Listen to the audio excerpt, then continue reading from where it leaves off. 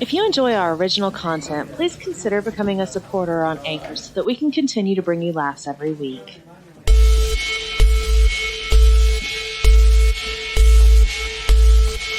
The following program may contain immature situations, themes, and is intended for an adult audience. The opinions expressed here do not necessarily reflect the views of everyone else working on the show. Viewer discretion is advised.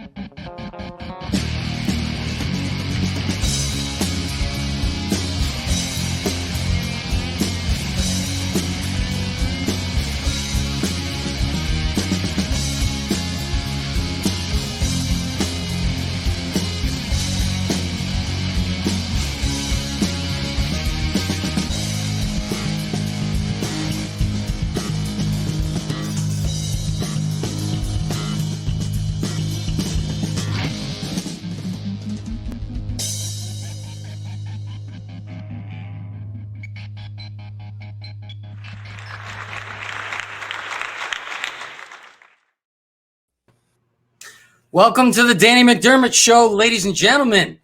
I am finally calmed down from the horrible travel. It was terrible, Kevin. I'm still got PTSD from it. I swear to God. And then I had to do that gig in Jersey on Friday. Did I tell you about that? You did not. Yeah, no. I drove 3.5 hours in a snowstorm to do a show for 20 people in a theater that seats 200. But I got paid $300, so that was cool. But I did that, and then I had to drive all the way back that night because they wouldn't pay for a hotel, which, I get it. They didn't make any money, but it was, all my Spirit Airlines jokes worked. So I felt a little revenge. I did. I felt a little revenge. I even posted, I warned you, Spirit Airlines, I'm doing this show and I'm going to trash you. So it felt good. Anyway, so what we're talking about tonight, something happened to me. Actually, before anybody else knew about it, I figured out, this is true, the true story. I figured out that Alexa was spying on me. Because I was living with my friend Loa Alabak. She's a producer, actor. She's phenomenal. And she had an Alexa, and I had never had an Alexa before, right? And so I was talking to her one day, and I was like, man, I got this exercise app. It's awesome. I don't even use weights, and I'm in pain all the time. I'm in constant pain, which is good when you're talking about working out, because that means the muscles are confused and you're building your muscle faster. But the next day, I started getting phone calls and ads on Facebook about chronic pain. Do you believe that, Kevin? Chronic pain. I do believe it. But back then, nobody knew. And I told her, I said, this has never happened to me before. I really think Alexa is spying on me. She goes, oh, come on. It can't be, right? And then, literally the next week, the articles started coming out that Alexa records us.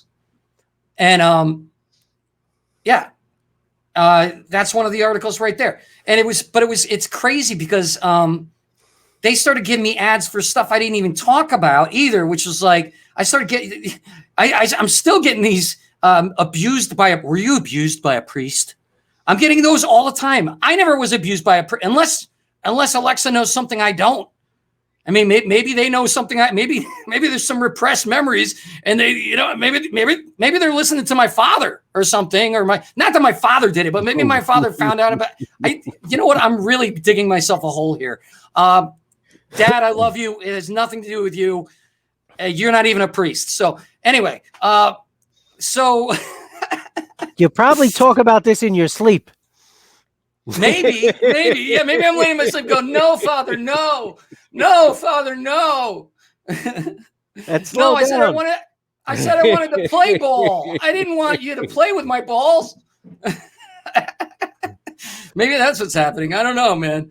It's crazy. So, but they get the Facebook ads, they get everything, and it's not just Alexa. It's a lot of things. Let's actually show. Wait, I want to see something. Oh yeah. So what happened recently was I was joking around with my buddy Steve here, and I said a joke, and I said, "Oh wait, Alexa, erase everything I just said," and wait till you see what happened. Let's show that right now. Privacy? I don't think so. Alexa, delete everything I just said. You can delete all your recordings in the privacy section of the Alexa app. Later this year, you'll be able to say, delete everything I ever said. Delete everything I ever said. Alexa is recording everything all the time. They try to make it like it's just snippets, but no, it's everything. It's everything, Kevin. So never play with yourself in front of an Alexa, Kevin. I already bought back one set of pictures, Danny. I'm not making that mistake again. Okay, so because of that, Susanna, our producer, actually has a friend named Alexa who's got some experiences that she wants to tell us about right now. Let's bring her on. Hey, Alexa. Hey, guys. Welcome to the show. Thank you very much. Thanks for having me. So your name is Alexa, and you have Alexas in the house.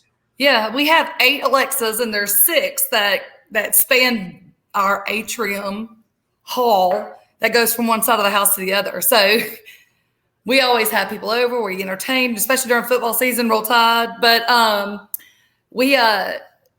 was telling Susanna when she was asking me, hey, what are your experiences? One of the biggest things that happens, there are 6 between in the hall from one end of the house to the other. And every time, so the first one starts in the kitchen. That's the Amazon Echo, Alexa Echo. And sure enough, if anybody mentions my name there, it echoes literally and goes down the hall. So all of the Alexas are coming on asking what can I help you with? And, it literally is the Alexa Echo, the Amazon Echo. It echoes. That's crazy. I know.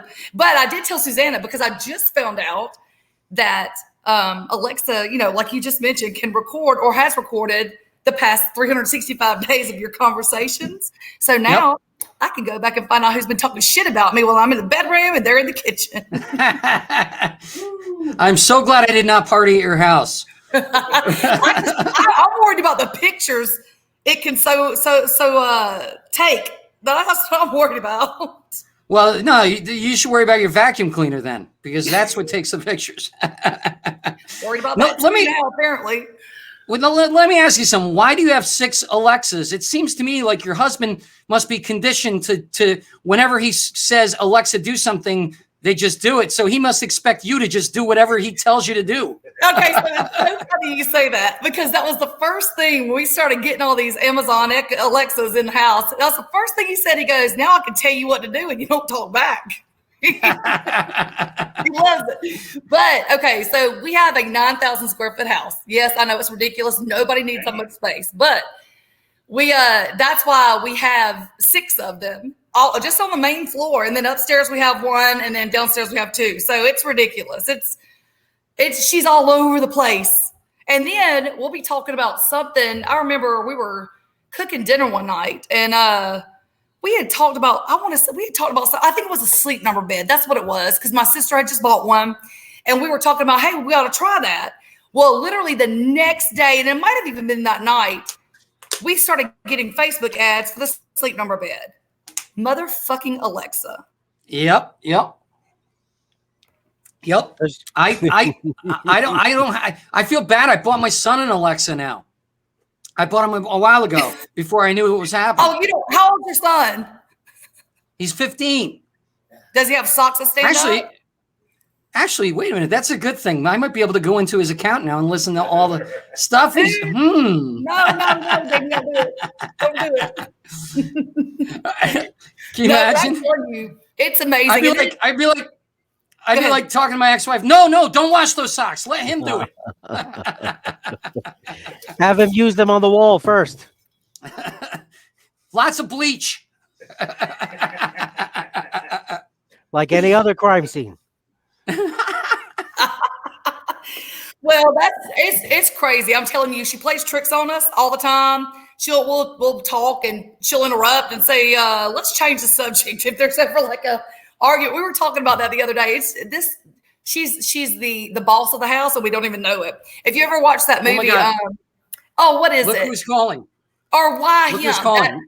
Is it Alexa? No, my son. Oh. Hey, buddy. He's How also you doing? listening. Good. We were just talking about you. Yeah. Yeah, on my show right now. Oh, that's cool. Yeah, you're not allowed to watch this show tonight. Oh, okay.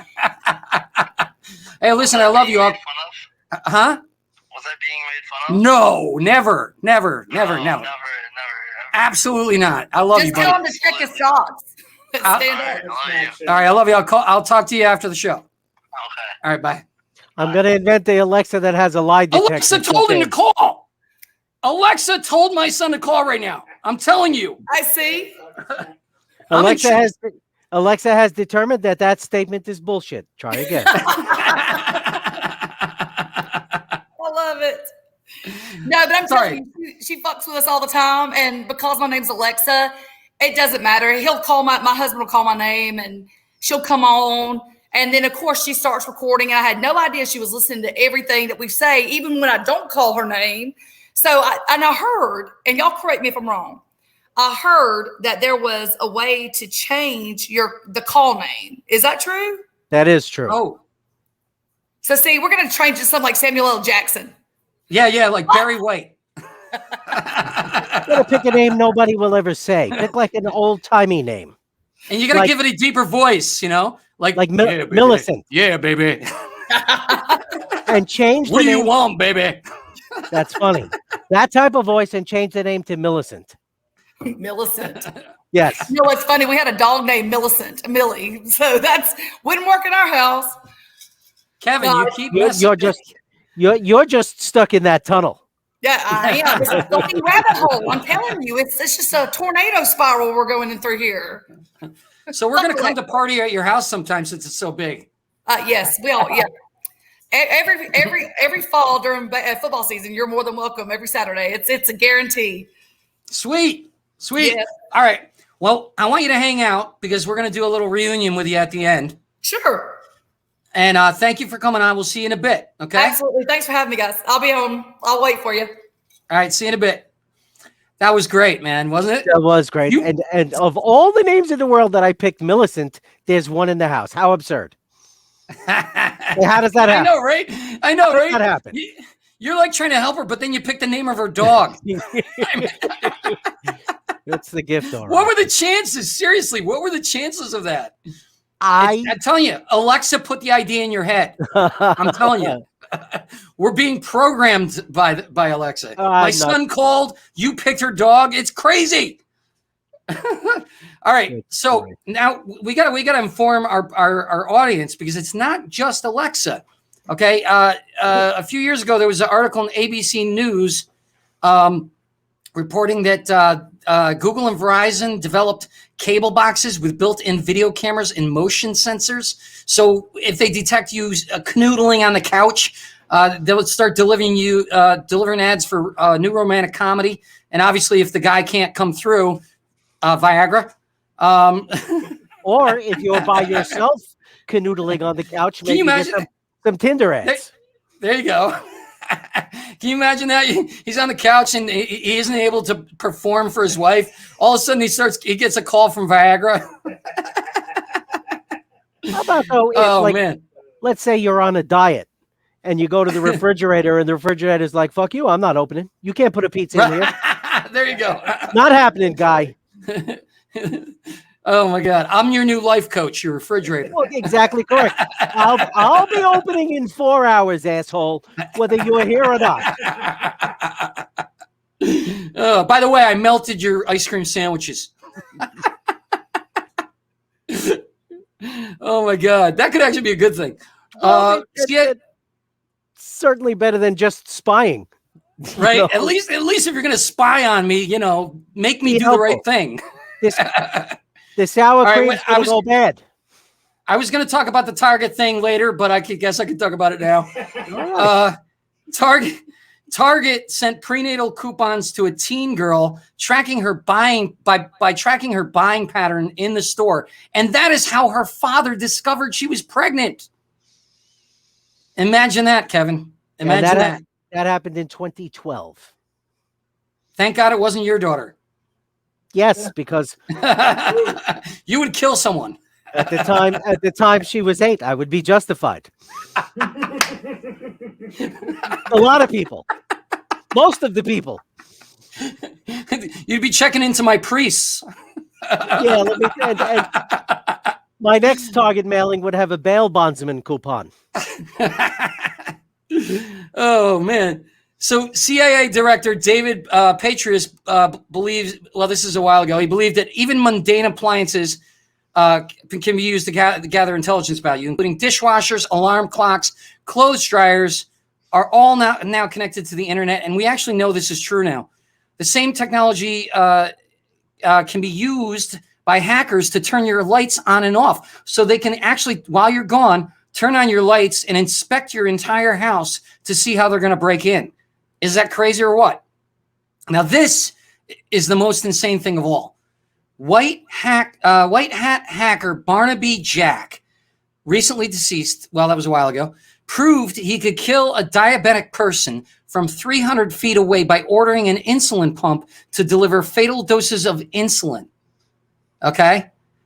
Not only that, he announced that he could hack pacemakers and implanted defibrillators. So you could be just walking along and he could just do a defibrillation on you. You're like, hey, baby, hey. You know, you've always had the ability to deliver fatal doses to people who are taking insulin, only you had to use cake. Right? So it's just and you couldn't do yeah, you could do that remotely too. You just have the cake delivered. but look at the dishwasher keeps flashing his lights on and off by itself, or your webcam enabled robotic vacuum cleaner keeps stalking you from room to room. You're like, whoa, you're a little frisky tonight, vacuum cleaner. He's like, why are you going under my dress and tilting up? It's crazy, dude. Not only that, but people can buy spyware. You can literally, on Amazon, you can buy spy. So not only is Amazon doing it themselves, but they're like, hey, if we're doing it, why don't you do it? Here, buy some spy glasses, or, they have all kinds of stuff on there. And there's over 20 pages of items, Kevin. Wink, wink. We've always had a strange relationship with the expectation of privacy. People will spy on their neighbors having kinky sex, report them. Now, who's the deviant there? The people who agree to participate in what they're doing as adults, or the person who's leering through the window creepily?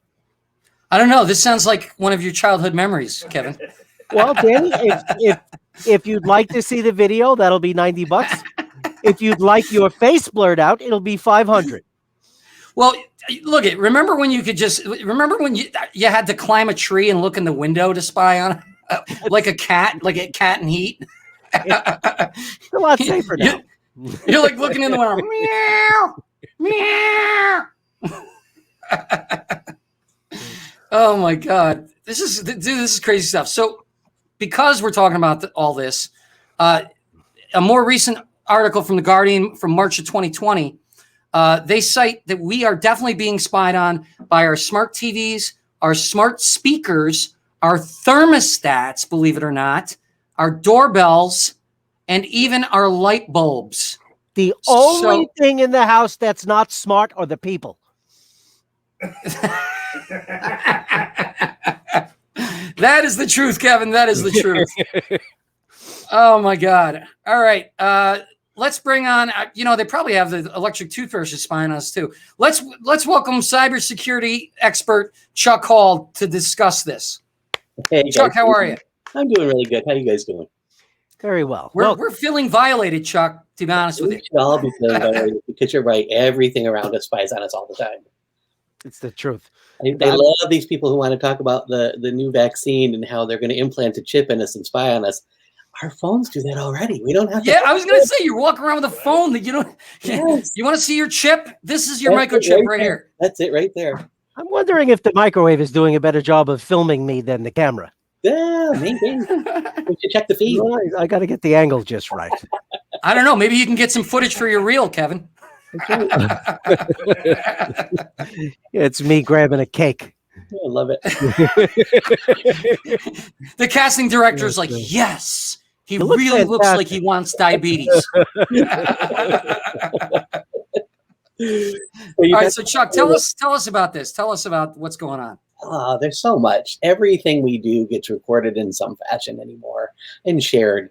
I had a friend that was over the other day, and he was on our internet, and he was looking for vinyl rugs, which is a pretty specific search.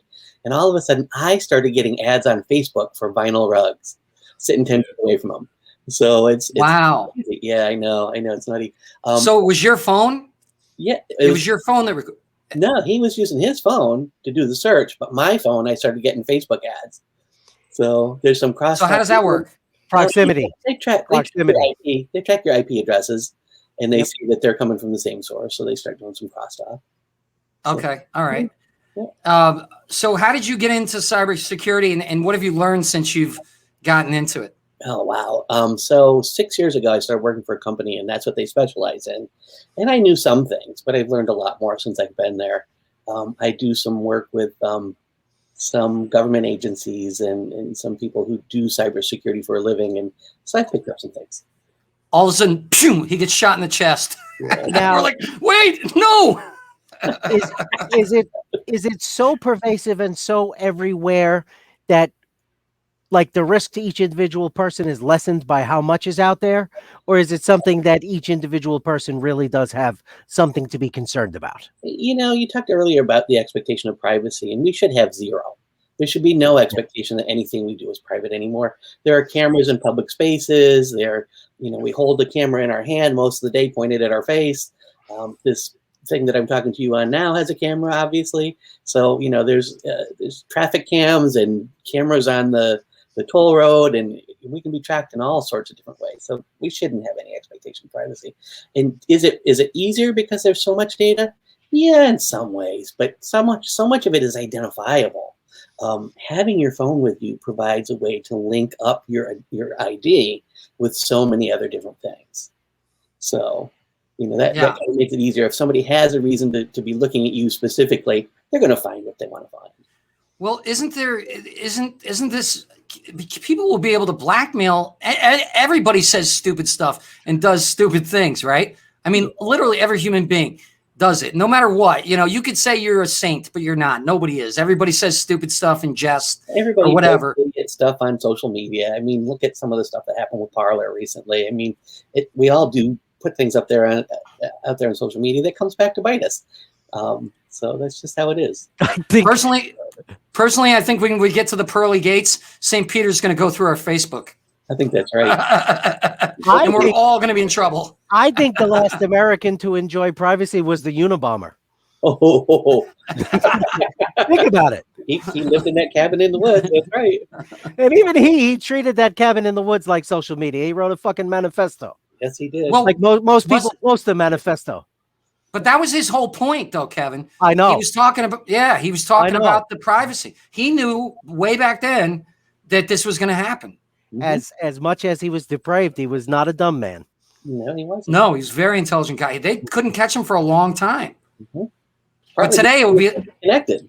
Yeah, his iPhone would have ratted him out within 2 days. So let's see. You traveled from Montana to Spokane to mail something, and a bomb went through the mail from Spokane. Get your ass in here. Yeah. So what can people do, Chuck, to try to avoid it? One of the first things that you want to do, first of all, is if you've got a device that's got a camera on it and it's not something you want recording, you cover the camera up. That's an easy thing. The other thing that you can do is for all the social media, they've all got some sort of an opt-out for ads and crosstalk and data tracking. Use those things. Learn how to do that. Keep your passwords up to date and don't use the same password on multiple accounts. One of the easiest things to do is Uh-oh. some kind of password management system. Like I use Dashlane and I really like it, but they don't create randomly generated passwords for me that are just gobbledygook, and it'll hold them for me for all my different accounts. Don't create accounts when you don't need to. You're ordering flowers for somebody, don't create an account. Go log in as a guest, and then that way the data is not kept. Use a good antivirus software system. Start turning on two-factor authentication.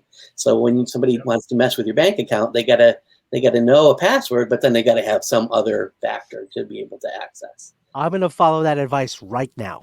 Yes, I am. do it with like all your big like Amazon. All of a sudden, Kevin covers his camera. Yeah, really. I have a little slidey device I installed on mine, but you can just use tape if you want to. Well, the apps are ridiculous because you don't want to read. What they do is they put all this. You got to accept this, or you can't use the app. All those right? agreements all say they're going to store your data for quality assurance purposes, or they tell you they're going to look at your messages and everything else. And we just click through because we don't pay attention to those things. But even though, look, as an entertainer, I've got to be on these apps. So how does someone like me who needs to be on these apps? You can't use the app if you don't agree to that stuff. So what do you do? The only solution is legislative. They have to make it illegal. Well, that helps, Kevin. I'll do that tomorrow. Other than that, but even then, I mean, other than that, you agree to it, though. Yeah. You agree to it. I know, Those but are I'm the asking Kevin. I asked Chuck. But a lot of the stuff that goes on is illegal, right? I mean, you can only manage legally through legal means the things that are done legally.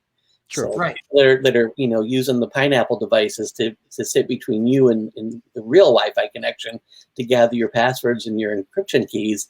Those things are still going to happen. And like you said, those 20 pages of things on Amazon, a lot of them are like hidden cameras. People can deposit in a hotel lobby or in your house or wherever.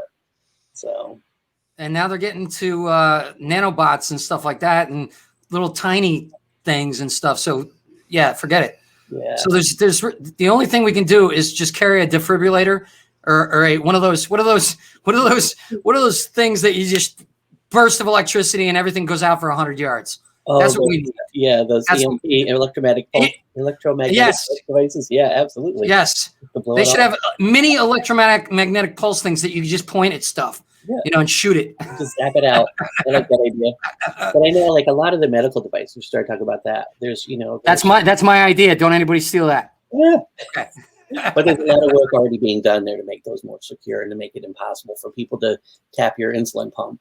And I'm a diabetic, so I've got a continuous glucose monitor, and it's the data that comes from that I don't want people to see. No, absolutely and not. Eventually it'll control an insulin pump, and that's something I'll need at some point in my life. So I don't want them to be able to mess with that either.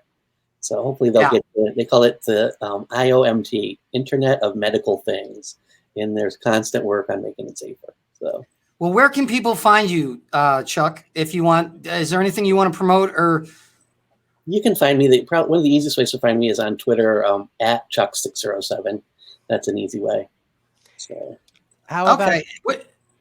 Go ahead, Kevin. I wanted to ask about those VPNs for your phone. Where is that much more secure? Absolutely. You can improve your security using a VPN. Yes, a lot of them are a little more complicated than the average user is going to be able to figure out, but they can be used, and they can definitely make an improvement. So. One more quick thing. You said you get the password generators that will constantly change your password. Mm-hmm. How do you, like if you're out though, like you're out somewhere, you're on your phone and you don't know your password for your bank account or something else, how does that work? There's a little app that'll sit on your phone and you can look your password up, and in some cases it can just fill it in for you, so you don't even have to look it up. Okay, but can't they hack that? It can be hacked, absolutely, but they're a little more secure than writing it on a piece of paper or trying to use the same password over and over for everything. So, okay. Yeah. All right. Yeah.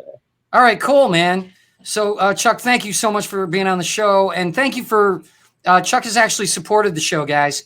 If any of you guys want to support, we have information on that. Susanna can show you, our producer. By the way, I just want to shout out to Susanna. She's been killing it She's been getting us on many different platforms. So you can find us on Anchor and all that stuff. And we're grateful to have her, and she's bringing the show to a new level. So thank you, Susanna. And she's going to be on toward the end here, folks. So you'll get to meet her if you haven't seen this show before. So if you enjoy the content, check that out. Okay, we got our next guest coming up here. Chuck, thank you so much, and we will talk to you soon. Thank you, Chuck. It was a pleasure. Thank you. All right, buddy. Isn't he great? He is, absolutely. And I actually learned a lot, and I wasn't able to quickly put in the 2-factor authentication, but I will do it as soon as the show ends. And if I could have did it with 2 clicks, I literally would have did it right then and there. All right. Speaking of invasive privacy software, we've got some software that actually it's exclusive to the Danny McDermott Show. Whenever you put a video of animals into this software, it reads their minds and it shows you what they're thinking. So let's roll the clip. Animal mind reading technology. I'm gonna dance all night. My hair looks awesome. This is gonna be the best dance in the barnyard ever. I bet you I get Molly Lou to dance. I'm a little scared. Hey, if Jimmy bothers us, I'm gonna smack him around and spit on him. Because that's what goats do. Wow. Nice. Where's Kevin? I lost Kevin. Kevin disappeared. Okay, we have no more sidekick. He was killed by Alexa, and we're going to move on with the show. I have to laugh at my own jokes now, damn it. Okay, so we got a guest coming on. Oh, there he is. There he is, Kevin. All right. Is this really you, Kevin, or is this like some cyborg that Alexa replaced you with? I am Kevin. No. What's the password? What's the password? The password is Go Yankees. Ah, good enough. Okay. We are both huge Yankee fans, if you haven't noticed. Okay, so this next, our guest here, he is a Georgia-based author who has topped. Okay, now a comment just blocked the banner for me to read. He who's topped the best thriller list on Apple iBooks, was placed in the top 20 best books on Amazon, went on to win the International Thriller Writers Award for Best First Novel, as well as the Southern Book Prize for Best Mystery. Please warmly welcome Brian Panowich. Yeah.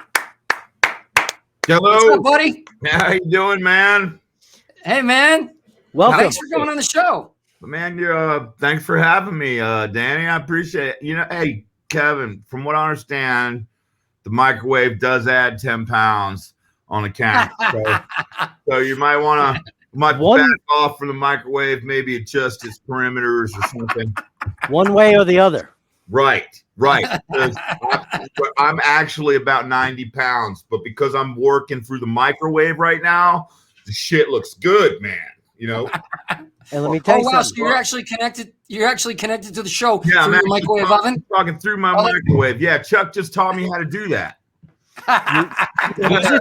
Use it to soften butter, and it'll put 100 pounds on you. Oh shit, man! By tomorrow, I'm gonna look like fucking Cartman. I can't wait. That's funny because we got Anthony coming on later. We'll tell you about that. Oh man. So, dude, you've done so much. And now, wait a minute. I want to talk first about you. You had a band. Yep, I did. I was in a band, and in fact, that's how I found out about you, man. I got a call from a buddy I used to play music with back in the day. He said, "Hey, man, you should check out this cat." Oh yeah, see the dude who's with the blonde hair and the like YouTube fly glasses. Yeah, that was not me, man. That was not fucking Susanna. Take that down. All right. Holy shit. All right. So, the microwave really does add 90 pounds. Told you, right? Worth of facial hair. Facial hair and everything. Yeah. No, I got a phone call from a buddy who was in that picture actually, and he was like, "Hey man, you should check out this guy's podcast, man. Listen to the theme song." And I was like, man, that sounds oddly familiar. Like, that sounds like something we wrote. And And so I looked into it, found out that, of course, Susanna was involved with your show. And then we were like, yeah, that's fucking awesome. At first, I was like, who is this motherfucker, man? But then I was like, man, I can almost guarantee that more people have listened to it watching your show than they did coming out to watch us play in like 1998. That's awesome. So, yeah. I got lots of your music is my theme song for my show. Yeah. From this band that I was in called King Thursday. This was our record, and I talked about this earlier before the show, but yeah, that one. It's got boobs all over it. It's got boobs on the inside too. And so, all right, let me back up. When we were young and stupid and maybe a bit misogynist, my friend Alexa volunteered to let us sign her boobs to put as a picture in the CD. So that's like right there, man. It's oh wow, I thought those were Kevin's. Nope. No, that's Alexa. Nope, that's Alexa. Right Definitely there. Alexa. So I'd recognize those anywhere. And that was before we had microwave. Wow, Kevin's gonna have to answer some questions after the show. I'm just kidding. And she really is nice. I'm sorry if she's offended. I think she's got a sense. Microwave was. You know, her husband's with her, right? Yeah. Oh, there she is. There she is. Right. They were just, hey, bro, look. There he is, Kevin. Go ahead. What are you going to say right now, Kevin? Just because he won't pull his dick out, don't mean I can't pull mine out. I'm not going to sign that fucking thing if he does. Wow. So That's one that got to see him. That's all that matters. This And I'll be is seeing you in about 30 minutes. Danny, straight off the cliff. Okay, we're gonna come to your house and your Alexa's gonna be like, you listen to them. Even Alexa has pictures of her kids. You have no idea the kind of shit that's going to pop up in my ads now after just this spot. I think Kevin's popping up right now. Right? I can actually see a little movement there under the desk. Okay? Didn't you see his camera shake? The angle changes. He's got to go change his underwear. We talked about the Yankees. I get excited about spring training. Oh man, that's what it is. Got it. Back to the interview. So, did you transition directly from writing music to writing books? Was there an overlap? Did it lend itself to the other? Like, how did that happen? Well, man, I always thought I was going to play music forever. That was going to be the thing. Man, I wanted to be Bruce Springsteen since I was a little kid. That was the plan, was to, go out there and make that happen. I was kind of an asshole about it too. Like, I didn't want to have women in my life, people in my life that had women in their life. None of that shit. I had like one eye on the prize: fame, fortune, Springsteen, life. And then I had a baby girl, man, and shit just changed. I just didn't give a fuck about it anymore. Wait a minute. Without women? Yeah. How did that happen? It's an asexual thing. I just decided to split in half, and the other half turned out to be a girl, which doesn't surprise me much, because I'm a sensitive fuck. But yeah, so I ended up. Are you lactating right now? Tell the truth. You know what? No, but that kind of shit turns me on, and because now we're talking about it, fucking A, what's gonna happen to my computer in the next 10 minutes, man? Hey, are you lactating? Do you need a breast pump? Maybe there's a change. You can put it right in the microwave. Maybe there's a chafing cream that's right for you. From what I understand, if you lactate in the microwave, then that actually works for you too as a nice skin cream. It thickens it up. Put a little cornstarch in it. It's nice. It's good. This show is out of control officially. It's called. That was going to happen. I told her it was going to happen. I love it. I actually do believe it's not butter. I believe that. Oh, Kevin. This guy, Danny, you're not paying him nearly enough. I just want to let you know. I know. You're fired, Kevin. Anyway, let's continue. You show stealing son of a bitch. Actually, that's why I got Kevin. I love he'll come out with just crazy funny lines all the time. So that's why he's on the show. So all right, yeah, well, fuck him. We're not till the end of going this him anymore. It's back to me. Let's talk about me. back to you. Back to you. Come on. Yeah. Kevin, just shut up. So anyway, I love you. You're the first person to tell Kevin to shut up on the show. That's awesome. That can't be true. It can't be true. You're not going to be the first person to achieve it, but you can be the first one to say it. That's for sure. I'll just keep trying, man. I'll keep trying. I had a little girl. I came off the road. I became a fireman. I did that for a couple of years, man. I started writing short stories online just as a way to, fucking kill time because it was fun. And an agent in New York read one of my stories, asked me if I could write a novel. I did. 6 months later, he sold it to one of the biggest publishing houses in the world. And about a year later, I'm a fucking novelist, and I'm no longer a rock star or a firefighter. So now I can grow a beard and not wear pants and sit at the house and create shit like that. Yeah. Like very Kevin. Nice. So what is this Bull Mountain? Is that your first one? That's my first one. Yeah, that was my debut. It's it's the hillbilly Godfather. I reckon is a great way to explain it. It's a generational thing about this crime family that's existed since pre-prohibition, and and the generations to come, and then the latest generation, the youngest son of the latest generation, decides he wants to be a sheriff, and he's like, "Fuck it, I'm gonna break the old guard," and of course that doesn't work out well for anybody. And no, did you take writing courses or anything, or did you just never? No. Actually, I went to Georgia Southern for a couple of years, and I dropped out because I wanted to go on a road with a rock band. And we had opportunities, so we went and did that. So I never finished, but I was there for journalism, and it was the most boring shit ever. No shit. Every fucking class that I took that I thought would interest me in telling stories just bored the living shit out of me, man. I hated it.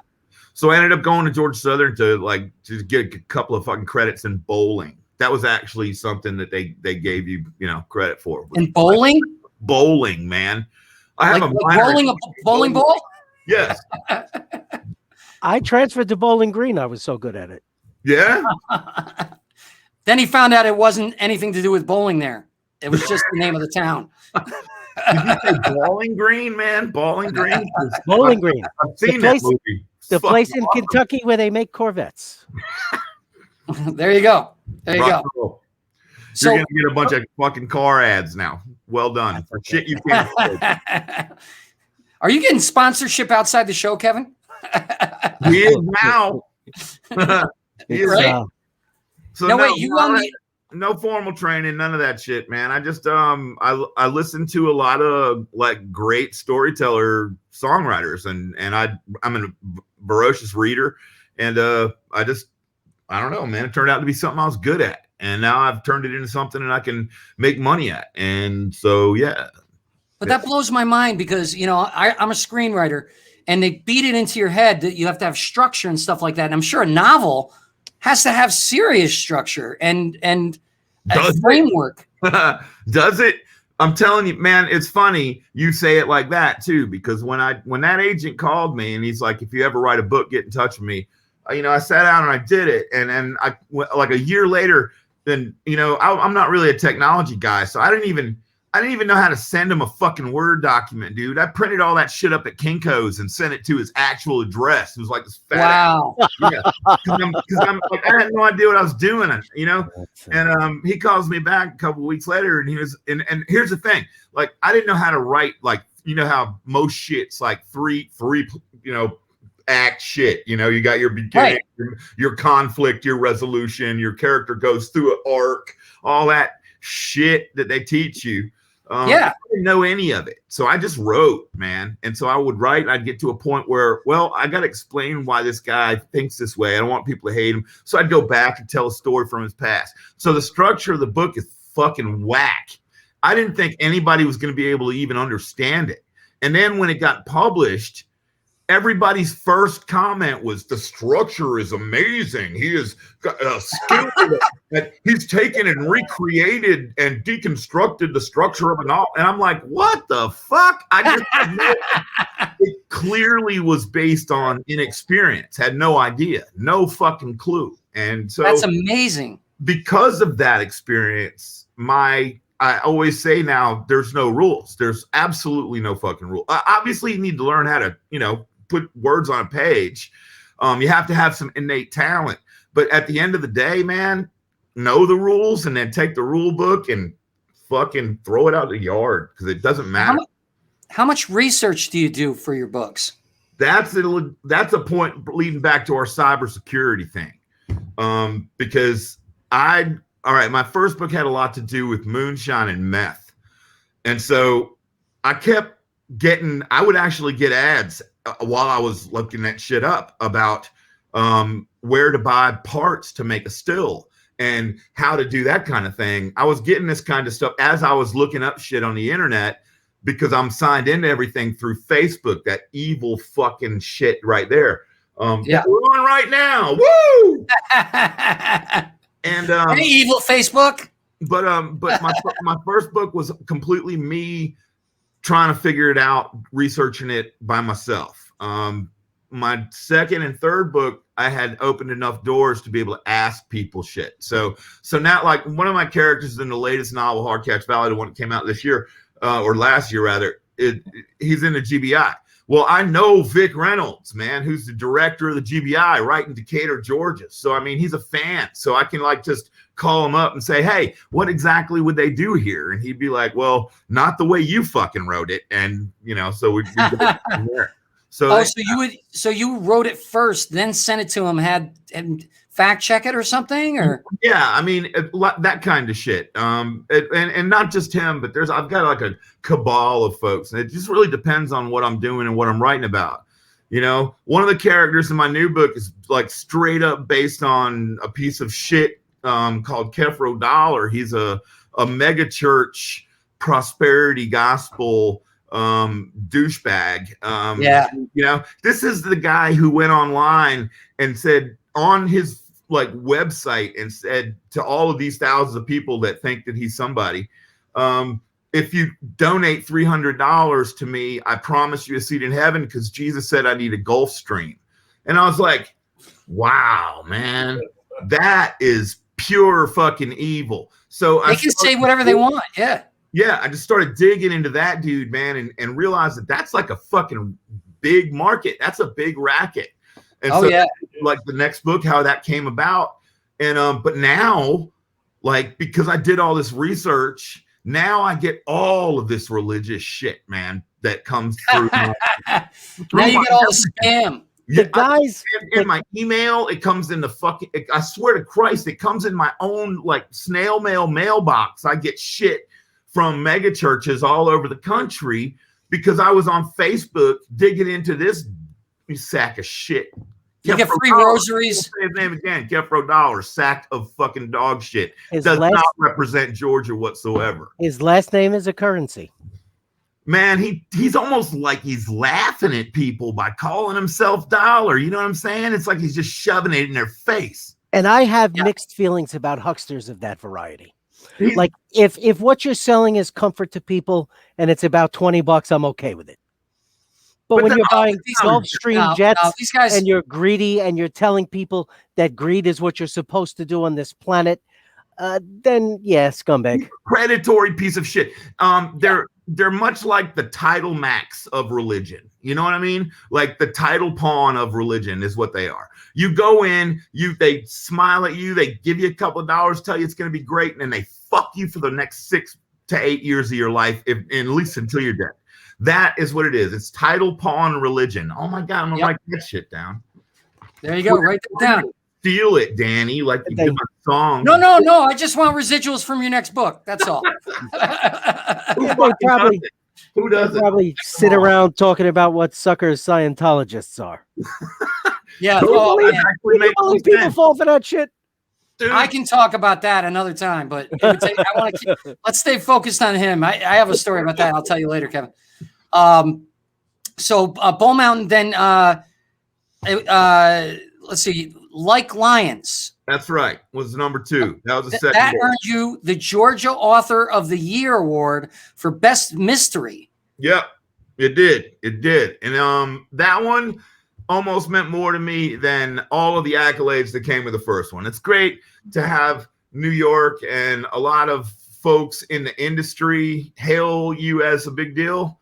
And that was cool to rub elbow patches, you know, with a lot of people in that, like on that level.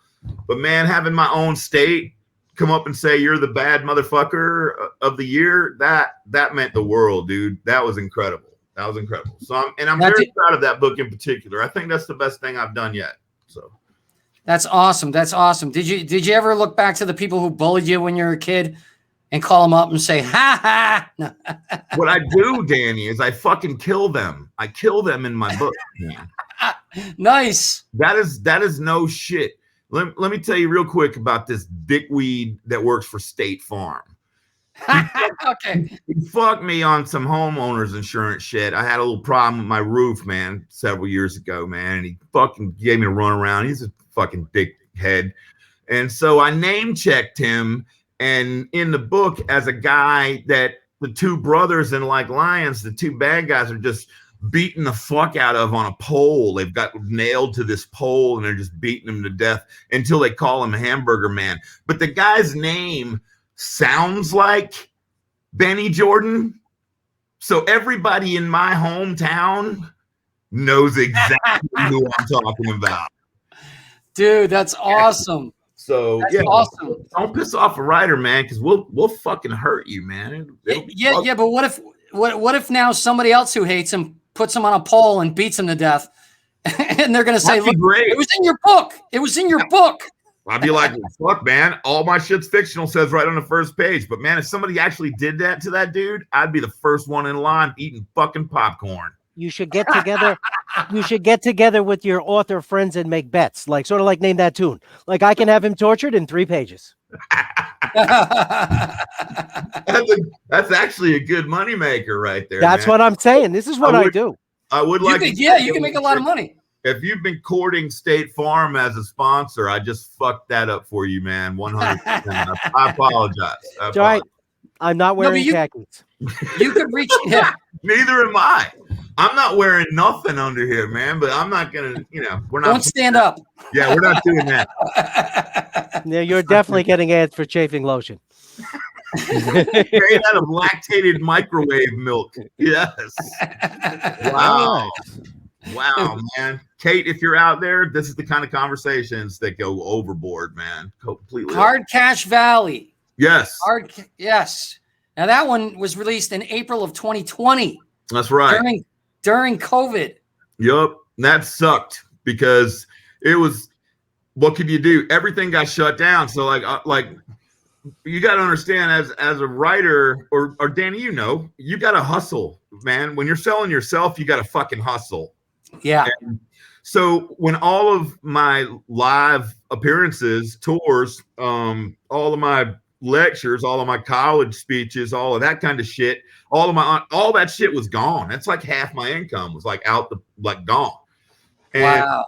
And so the book kind of like fell out of the sky and landed in the forest, man. And luckily I had gathered enough fan base to where the book survived, and we're doing really well with the paperback coming out in April, and with the pre-orders on that, and that's doing really well. But I mean, a lot of us got beat to shit, and as you probably know, man, I mean, nobody wants to talk to you like for the same money they're going to come pay to see you. You know what I mean? Right. So that shit hurt, man. It hurt. But yeah, that's the latest one right there. And hey, the silver lining it was named by New York Times as one of the top 10 best novels of 2020. Yeah, it was. That's my claim to fame with the new one. I was afraid this book would be a complete failure because of the timing that it was coming out. And I'll be damned if New York Times didn't name it one of the top 10 best of the year. But how about this though, Danny? This is some bittersweet shit. I don't know if this has ever happened to you, but man, New York Times, right? They're the king pinnacle of fucking publishing. You want them to say your name, right? You want them to mention your book, and they did. But then they slaughtered my last name. Slaughtered it. Like, oh man, I think it was Brian Panowich or some shit like that, man. There was 4 V's in it. Oh my God. I'm like, what the fuck? Some intern somewhere clearly just jacked that. So I'm like, it's funny because I have that little page from the newspaper and it's highlighted Brian Panowich or whatever the fuck is it's funny to me. It's funny. Yeah. But man, at the same time, I'm like, damn, dude, you just look at the cover. It's pretty simple work, man. Look at the cover. You mentioned pre-sales of the paperback. Where can people go to pre-order your paperback? I would prefer it if you went to bookshop.com, man, and or bookshop.org and found a local shop near you and bought the book. It comes out April 27th. And it's available everywhere that books are sold.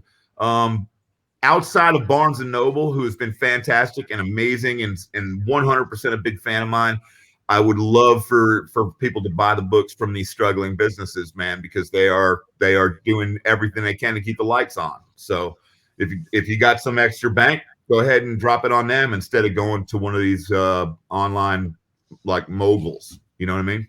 Yeah, yeah. And you've got another one that's going to be coming out, right?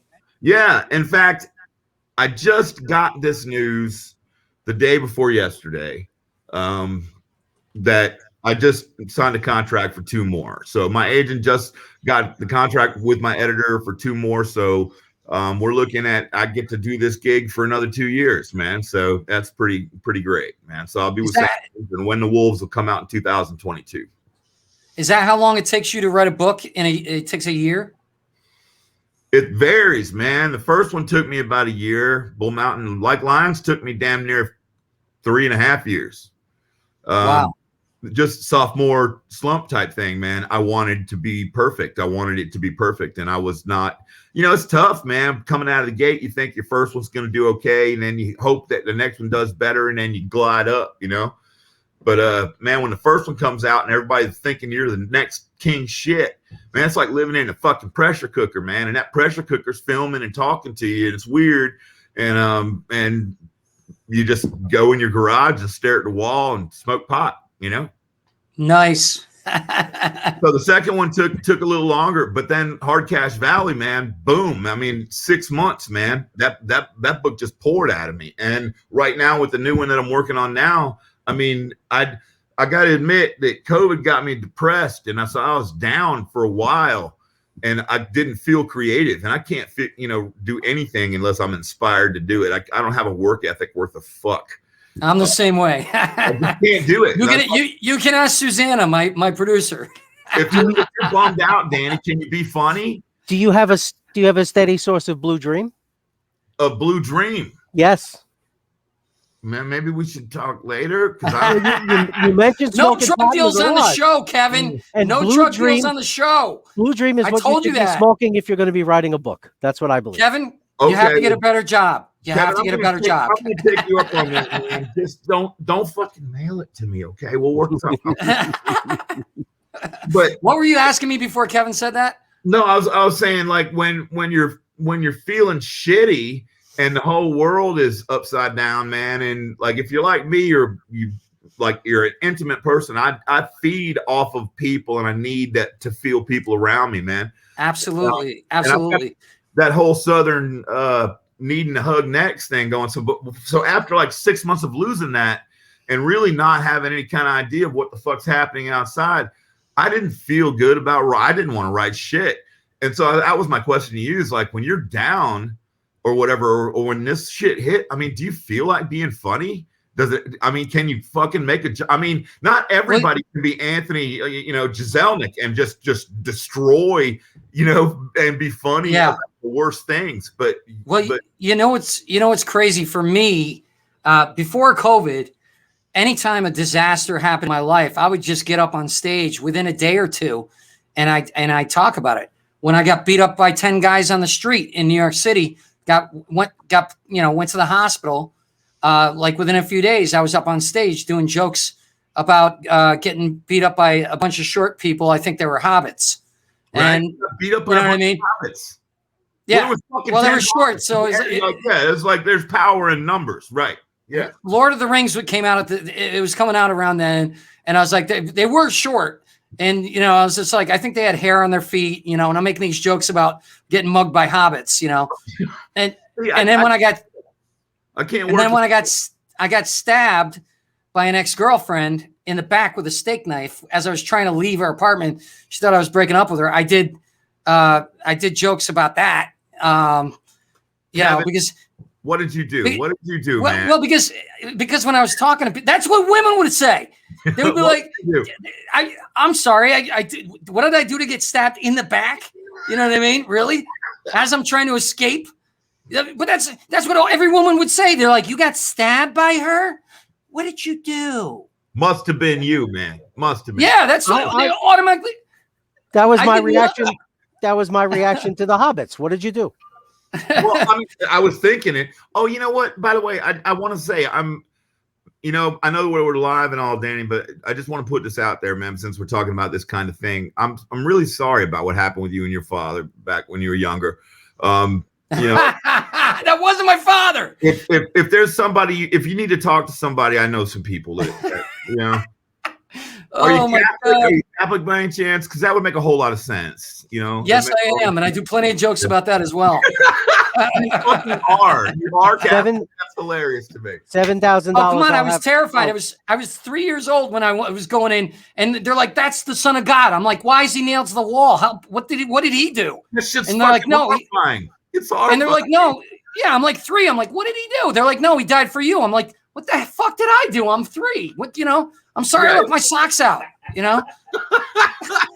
You better go tell the priest what you did, man, so that he can think about your tiny little butthole. Right? You know what you did. You know what you did, and so does everyone else. And let's talk about Jesus having his blood being wine. How drunk was Jesus? Really? Seriously? If his blood alcohol content was wine, seriously. Brother. And those wafers are so, there's no water in those wafers. How dehydrated was Jesus? I just picture him going, water. I'm thinking to myself, why are we cannibalizing this fucking dude if he's like a big deal? I don't know. It's kind of fucking creepy. I always thought it was creepy, man. Always. I got kicked out of the house when I was 15 because I didn't want to go to confession. It didn't make no sense. Like my mom was like, you need a private relationship with Jesus. And I was like, okay, well then why have I got to go tell that salty old fuck? Right. Oh, so you're gonna let's eliminate the middleman. So you're gonna put me in a box with a priest? Is that how I fix it? That guy's licking his lips, Mom. It's fucking weird. There's an opening between the thing, Mom. No. Hey, Mom, if you're listening, I mean every fucking word of it. You horrified me when I was a kid. So let me get this straight. You two are doing glory curtain jokes. Is that what's going on here? Is this what we wanted to do? I didn't know. I just want to be sure. Glory confessional jokes. Now it is now. Glory curtain is a thing I will say forever. Fucking. Oh, hey, if that's a thing, as long as it's a nun, I guess I'll go in and confess. If you can't see the other side of the curtain, does it really matter, Danny? Come on. Do you ever see Blue Velvet? It's the Traveling Roadshow. It absolutely does. Oh God, we are going to lose all the Catholic people tonight. Oh my God. Well, let's hope. I mean, goddamn, let's do what we can. That's why. Well, here's the thing. I believe that everybody is fine. It's fine to have their religion as long as they don't get molested by it. That's all I'm saying. So, anyway. All right. We'll be doing all right. As soon as somebody tells you how much they love God or their country, hide your wallet. Yeah, and load your gun. There you go. Georgia, boom, and I can say that because we're a blue state now, so suck it. I'm a Georgia Bulldogs fan from way back. Oh, I don't. That's a hockey team, right? How about them dogs? It is when they're playing hockey. I couldn't even tell you, man. I couldn't. All right. So Susanna's telling me it's time for our little segment, our improv segment. I think this show's been so good we don't need it, but I don't think we want to do it. Either. I think we're late. You're late. What? You're late. We got to ask Anthony, right? Yeah, we got to do him. Yeah, I think everybody wants to do Anthony at this point, right? Can I get a show of hands? You have to ask first. As I was looking through back episodes of this podcast, I knew I wanted to do Anthony, so you have to get a consent form though. There's an app for it now. Oh my God, man! I'm gonna have naked pictures of Anthony by the end of the evening. All you got to do is ask Alexa. Okay, so don't worry. That's what you got to say. That's what you got to say. Don't worry. I forgot my condom, but I have an app. Yep. All right, let's do. I want my Anthony app right now. I'm gonna let Susanna decide. Susanna, roll whatever we're gonna do.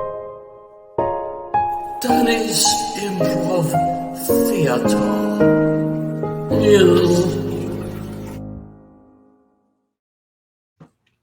Okay, so we're doing this. You two are life partners, and each one of you has big news for the other. And go. I have got AIDS, man. Oh my God, Brian, are you serious? Are you serious? You have AIDS? About something like this?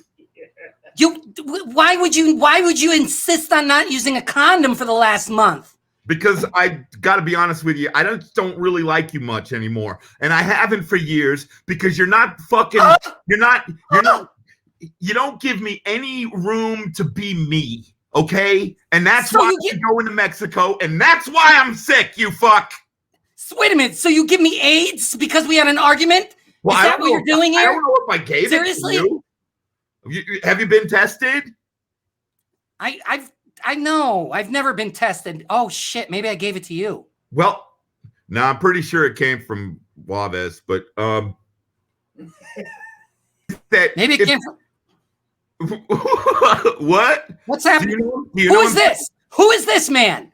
Oh, now is this the man you're cheating on me with? You're gonna be jealous. See, this goes back to what I was saying. You never give me no room. No, but why is he here? Why is he here? He's not. Why is he here? He's not here, Danny. And you know what else? I'm not going to see here him. either. I'm fucking done. It isn't my imagination. Fuck you. Yeah, you're better off. I just have crabs. And scene. Oh man.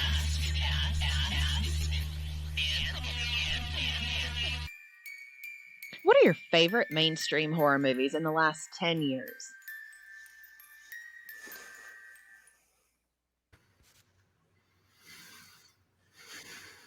All right. Anthony? That was quite a segment. I was just like looking at a spider or some shit. What's happening, everybody? How you doing? Doing good. Killer show, man. I'm enjoying it. Nice to meet you, by the way. Good to see you. Nice to meet you, man. I did this show hoping to meet you, actually. Oh, badass, dude. Danny, Kevin are cool, but you're much cooler than me. I don't know. That's a level of coolness I hope to achieve. I gotta say, Danny, you're fired. Yes. Sorry, I own the name to the show. Anthony, your name is Danny now. I've officially seen it all. I have not had the pleasure of reading your work yet, but you had me at salty old fuck. That usually pulls them in. It pulls them right back in. I'm in trouble. So your description of the Last Starfighter on the last show, or maybe it was a couple shows ago that you did, man, the way you talked about that film was such grandiose, man. It made me feel like I was fucking 15 again. Man. It was awesome. I appreciate it. Yeah, I was like, it's funny because like after like I do a segment, I'm not an actor or anything, but like I feel like it's similar to like somebody on stage, like they know if they do well or not. And that last segment, I was a little rushed because I was concurrently working. So it's nice to get that kind of feedback. I appreciate it. Yeah, man. No worries. No worries. Thank you. You have a love of film, man, that I have and nobody ever wants to fucking listen to. You make it enjoyable. Well, you're in Georgia, right? Yeah. I'm in Georgia. Where are you at? I'm like 25 minutes north of Atlanta. I'm in Woodstock. Okay, fucking Woodstock. Foxtail Books, man. That's my home base. Oh, nice. Right on. Okay. What part of Georgia? We'll be drinking at some point. I am in Grovetown, man. So I'm in East Georgia, like on the line with South Carolina. So I'm badass. I'm about 2 hours away from you. Right on. But I'm gonna have to come down and visit you guys, man. I take road trips, so I'll let you know. I'm in, man. Yeah. Especially when the world opens up and all that. Danny, But, you're more than welcome to join us, man. You are more than welcome. Well, he was here recently with a layover that almost threatened to be like a day or whatever. You were laid over at the Atlanta airport. Spirit Airlines. Oh, dude, never again, man. That's like everything horrible in life connected to one particular instance, man. Stuck in the airport of Spirit Airlines. It was more of a bend over than a layover. Oh, I've been in a lot of airports, man. That one right there is probably the worst ever, man. It's fucking awful.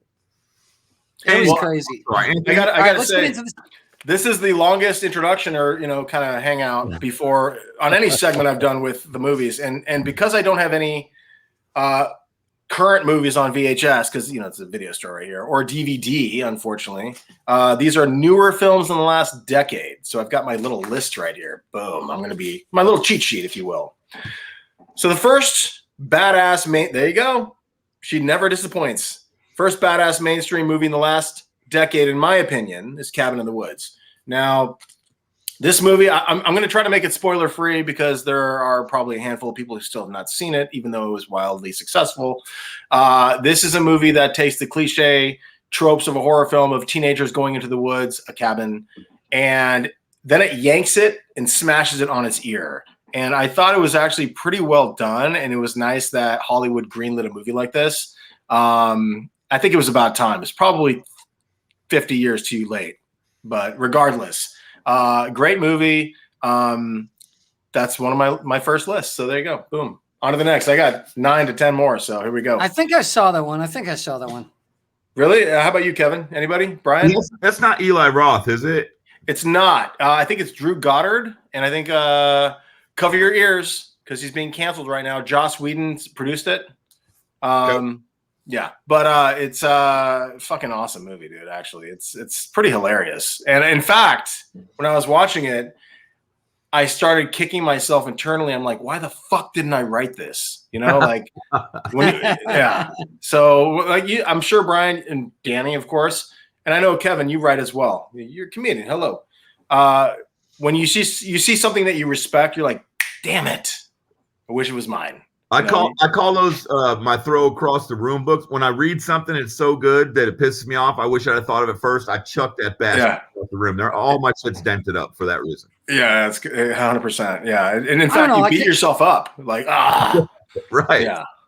You know what though? I mean, as creative as we all are, I mean, we're always coming up with new ideas anyway. So I'm not too worried. But there's some of those that I'm like, but then I'm usually like, I could have done it better.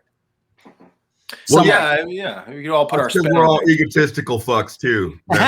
Exactly. Yeah, you have to have a certain amount of megalomania in order to do this anyway. So yeah, for sure. Like The Prestige, I would have re-edited that, and it would have been 10 times better. I don't think I've ever finished that movie because I didn't edit it. That's why. No, there was 2 movies that came out around the same time: The Prestige and another one that was kind of similar. The Illusionist. Ed Norton. Yep. Yeah. Ed Norton. Yep. Yeah. And it was Jessica Biel. Far superior film, man. I thought they were both great, but it seems like that happens a lot. One will come out, like a big tentpole movie will come out, and another one will come along either before or after. Trying to like get in on that market or whatever. And with those two, we nerded out with Deep Impact and Armageddon. It was exactly. It was a fun orgy of sorts. All right, so we're gonna go on to the next one, number 2. I'm gonna go over here. Boom. Now this one over there is actually part of the mumblecore indie movement that Hollywood kind of like started embracing. And if you want to go into mumblecore in terms of definitions, Wikipedia, it's too long to explain. It's just more indie, new scene. But this is a home invasion take. I want to say it kind of predates The Purge, but it's effective as fuck. Yeah, I think it does. I think it predates it. Yeah, it's effective as fuck. And it takes a minute to get going, but once it does, it really kind of surprises you. A couple scenes are questionable, and I don't want to give too much away, but it was badass women before Hollywood was like, oh my gosh, badass badass women. It was just like, no, this is just some chick who's awesome. Check it out. It wasn't like forced, because I think Hollywood gets a little too business first and then artistic side later, Well, and, it's a commentary here, but I think your next is more pure. A hot topic happens, and then all of a sudden everybody's like beating you over the head with it. Right? Yeah, this is more organic. Right. Yeah, and it was handled well, and it was just like awesome. It wasn't just like, oh no, we have to do this. We have to check these marks. It's a fucking good movie. So check it out. I'm all for it, and that's my number 2.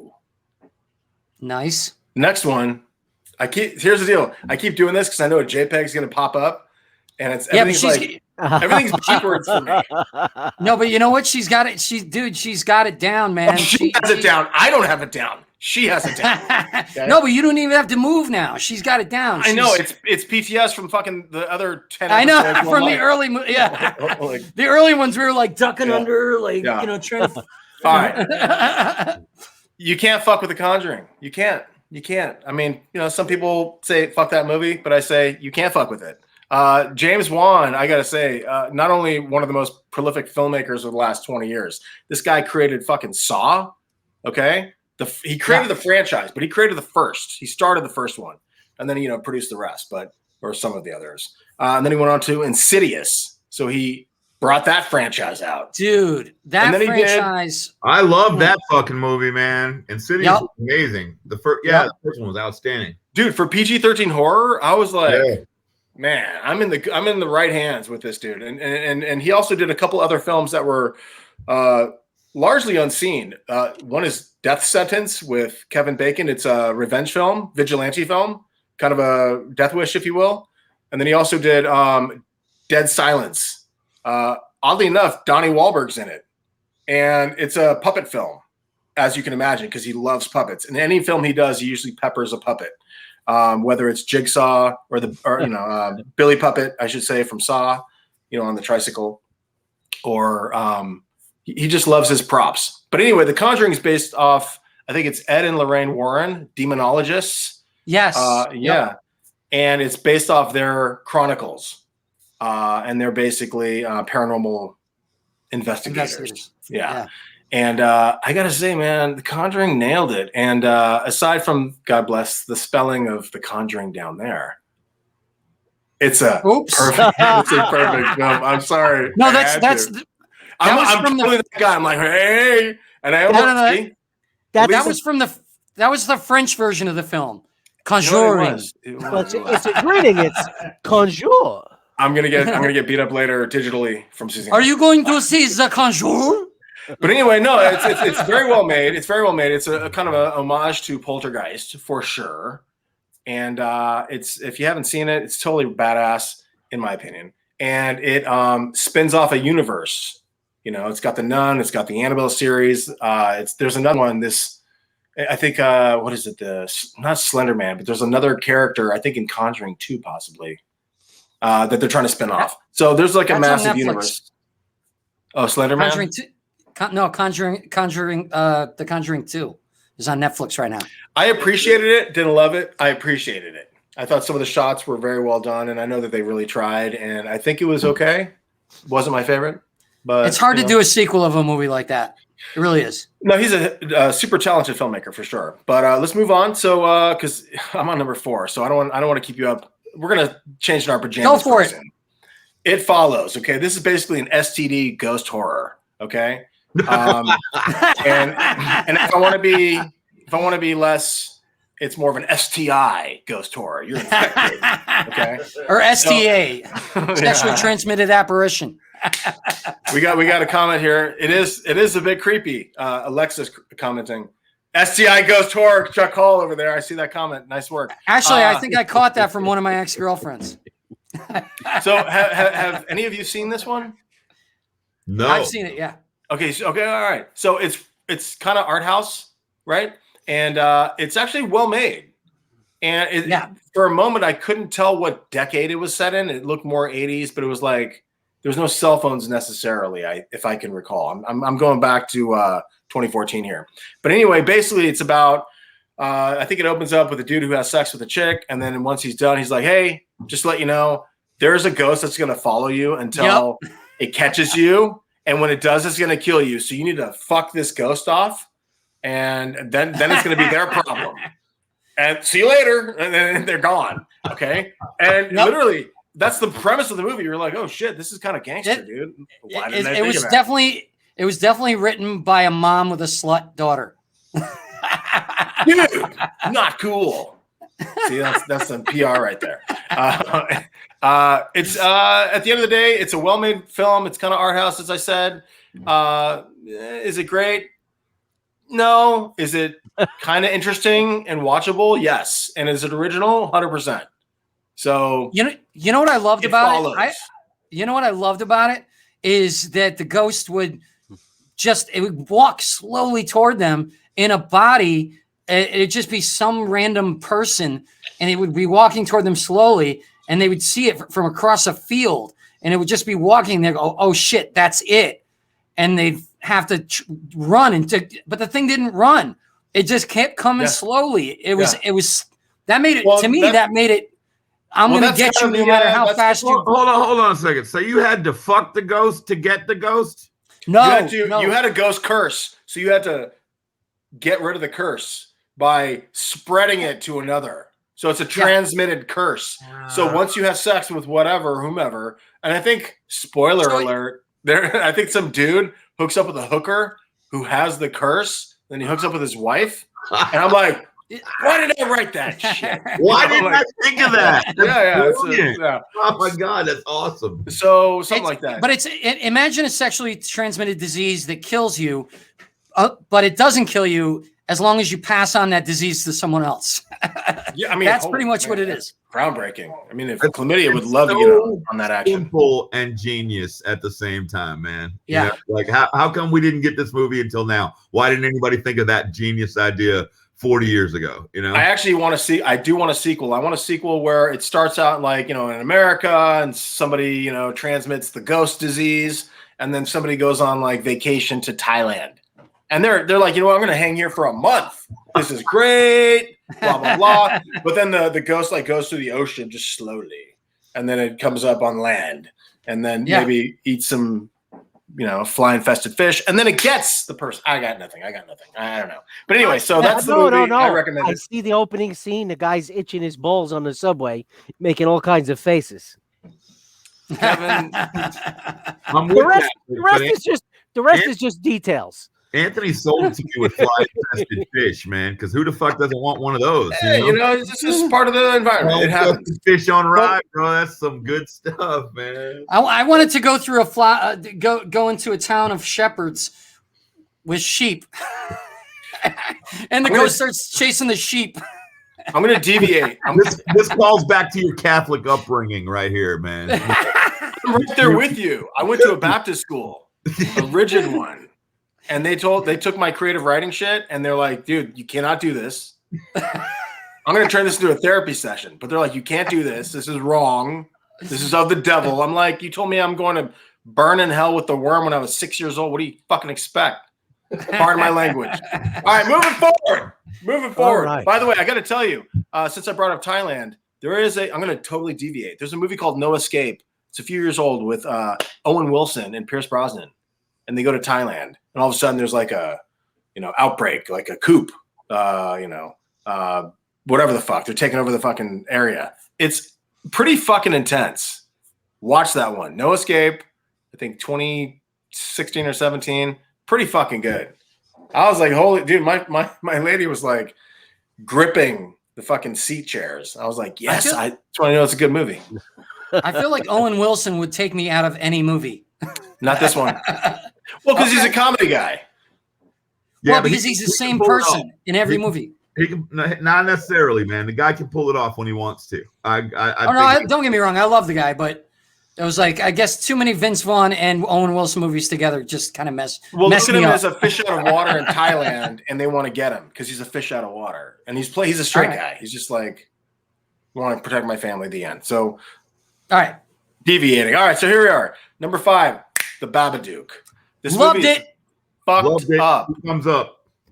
Yeah, it's I believe an Australian director, Jennifer Kent, right there actually on the poster. And there's a book in the film that's a prop, and it's kind of a fairy tale thing, if you will. And they only released, I think, a few hundred of these books, I think in 2015, but it took so many years to finally get that I finally got my Babadook book. Oh, wow. Okay? Oh, And it's a pop-up.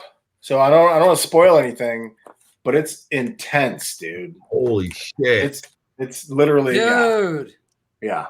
No, don't read it. I don't want the Babadook Well, to come out. I mean, you'll see it. It's a prop in the film. I know. Yeah, I've seen it. So you have seen the film?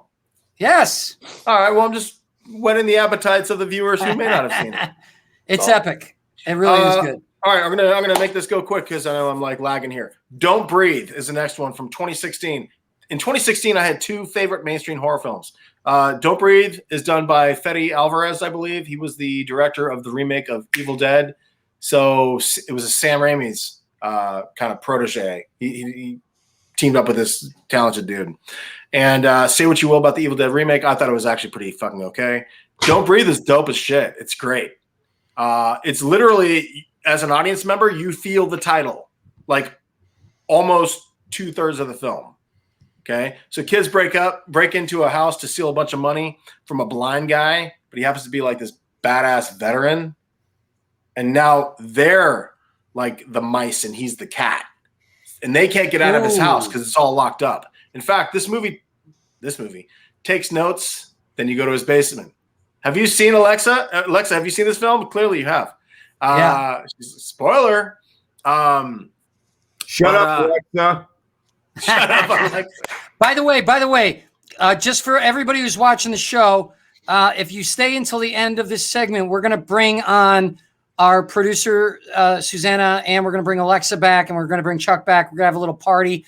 But there's a lot of stories because they all know Brian. So, well, Susanna and Alexa do. So, go ahead. So Don't Breathe stars Stephen Lang. And this guy's had a crazy career.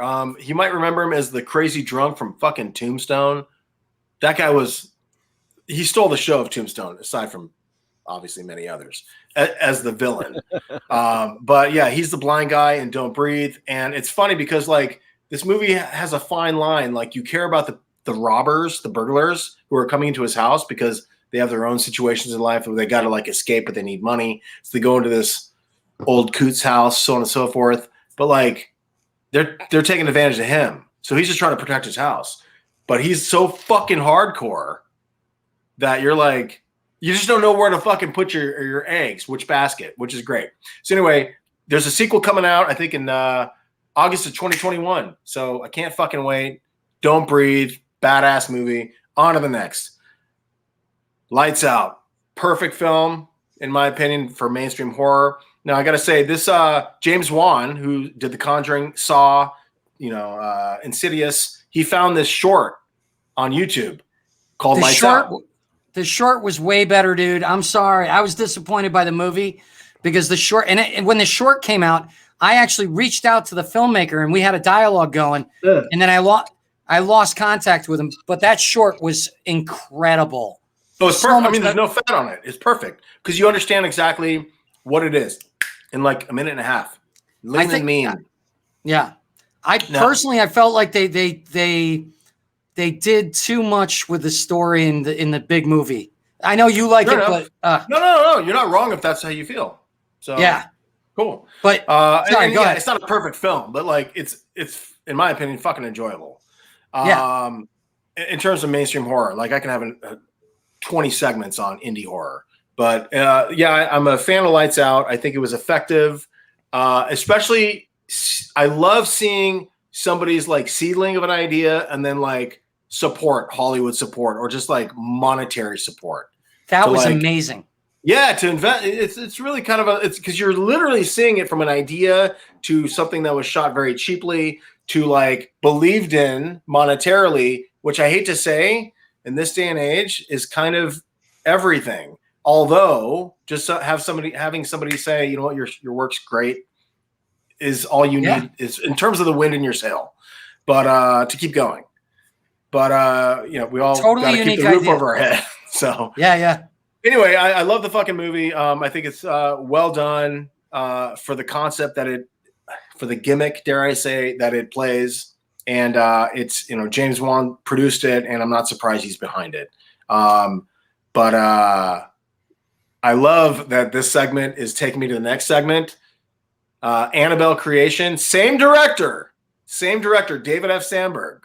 This is the guy you were talking about. Danny. Yeah. Hold on. I'm gonna get it, Danny. One of these days. It's like Afterburner. It's like the video game Afterburner. Everything's opposite. So Annabelle Creation is basically it's a spinoff of the Conjuring universe. Before Annabelle Creation, there was just Annabelle, and this is the cursed doll. Initially, in real life, Ed and Lorraine Warren had the Raggedy Ann doll, but Raggedy Ann's not going to really fucking fuck with people, right? So they did it up and gave it Annabelle, gave it the look. The long story short, the first Annabelle fucking sucked in my opinion. I thought the production design was fucking beautiful, and some of the actors were very okay. But this movie, they throw everything in the kitchen sink at the orphanage girls, and they don't let up. They just keep throwing it at boom, boom, boom, boom, boom. So has anybody seen these films? I haven't seen this one, no. But I haven't seen this one, no. Okay, check it out. Let's Alexa move on. Did. Alexa saw it. Okay. I see everyone checking their phones. I'm like, fuck, I'm rambling. Shit. No, I'm writing everything down that I haven't seen, dude. Oh, so God bless you looking down here, that's exactly what's going on. I'm changing passwords. Working out date night. Oh, badass. Yeah, exactly. How you doing? Nice to meet you. I can have serious conversations. Like I'm like a horror movie buff. Every one of these I've seen. Oh, cool. So what do you think of real quick? We're probably gonna go 2 hours in length. What do you think? What do you think of Don't Breathe? Don't Breathe was one of my favorites because you never saw the basement shit coming. Fair enough. Thank you for blocking that spoiler. Yeah. No. I get 15 years before I gotta know basement. what happens in a movie. 100%, Kev. 100%. Yeah. Well, you wouldn't believe what Kevin has in his basement. Anyway. Lights Out. What do you think of Lights Out? Oh my God, Lights Out was amazing. Only because my husband thought the mom in there was hot. She's like dirty hot, like trailer park hot. Well, it's not Monica Bellucci. It's Maria Bello. Maria Bello. Yep. Well, she's awesome. Her. She's badass. Yeah, she is. Yeah, that helps. Teresa Palmer's hot too. Who? Teresa Palmer, the main. Yeah. Fair. So Babadook, cool. Babadook. There you go. Spoiler.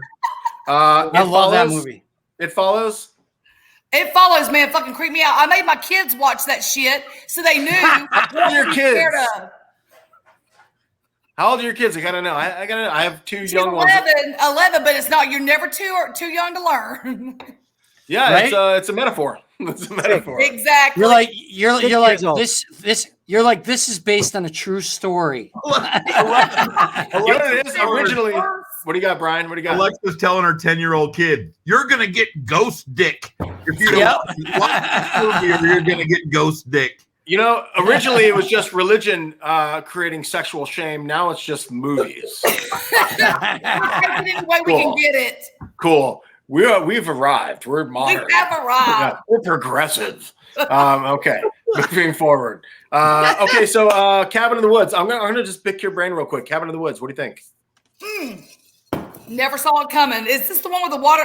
Oh wait, sorry, Kevin. Plug your ears. Is this the one with the body in the tank of water? No.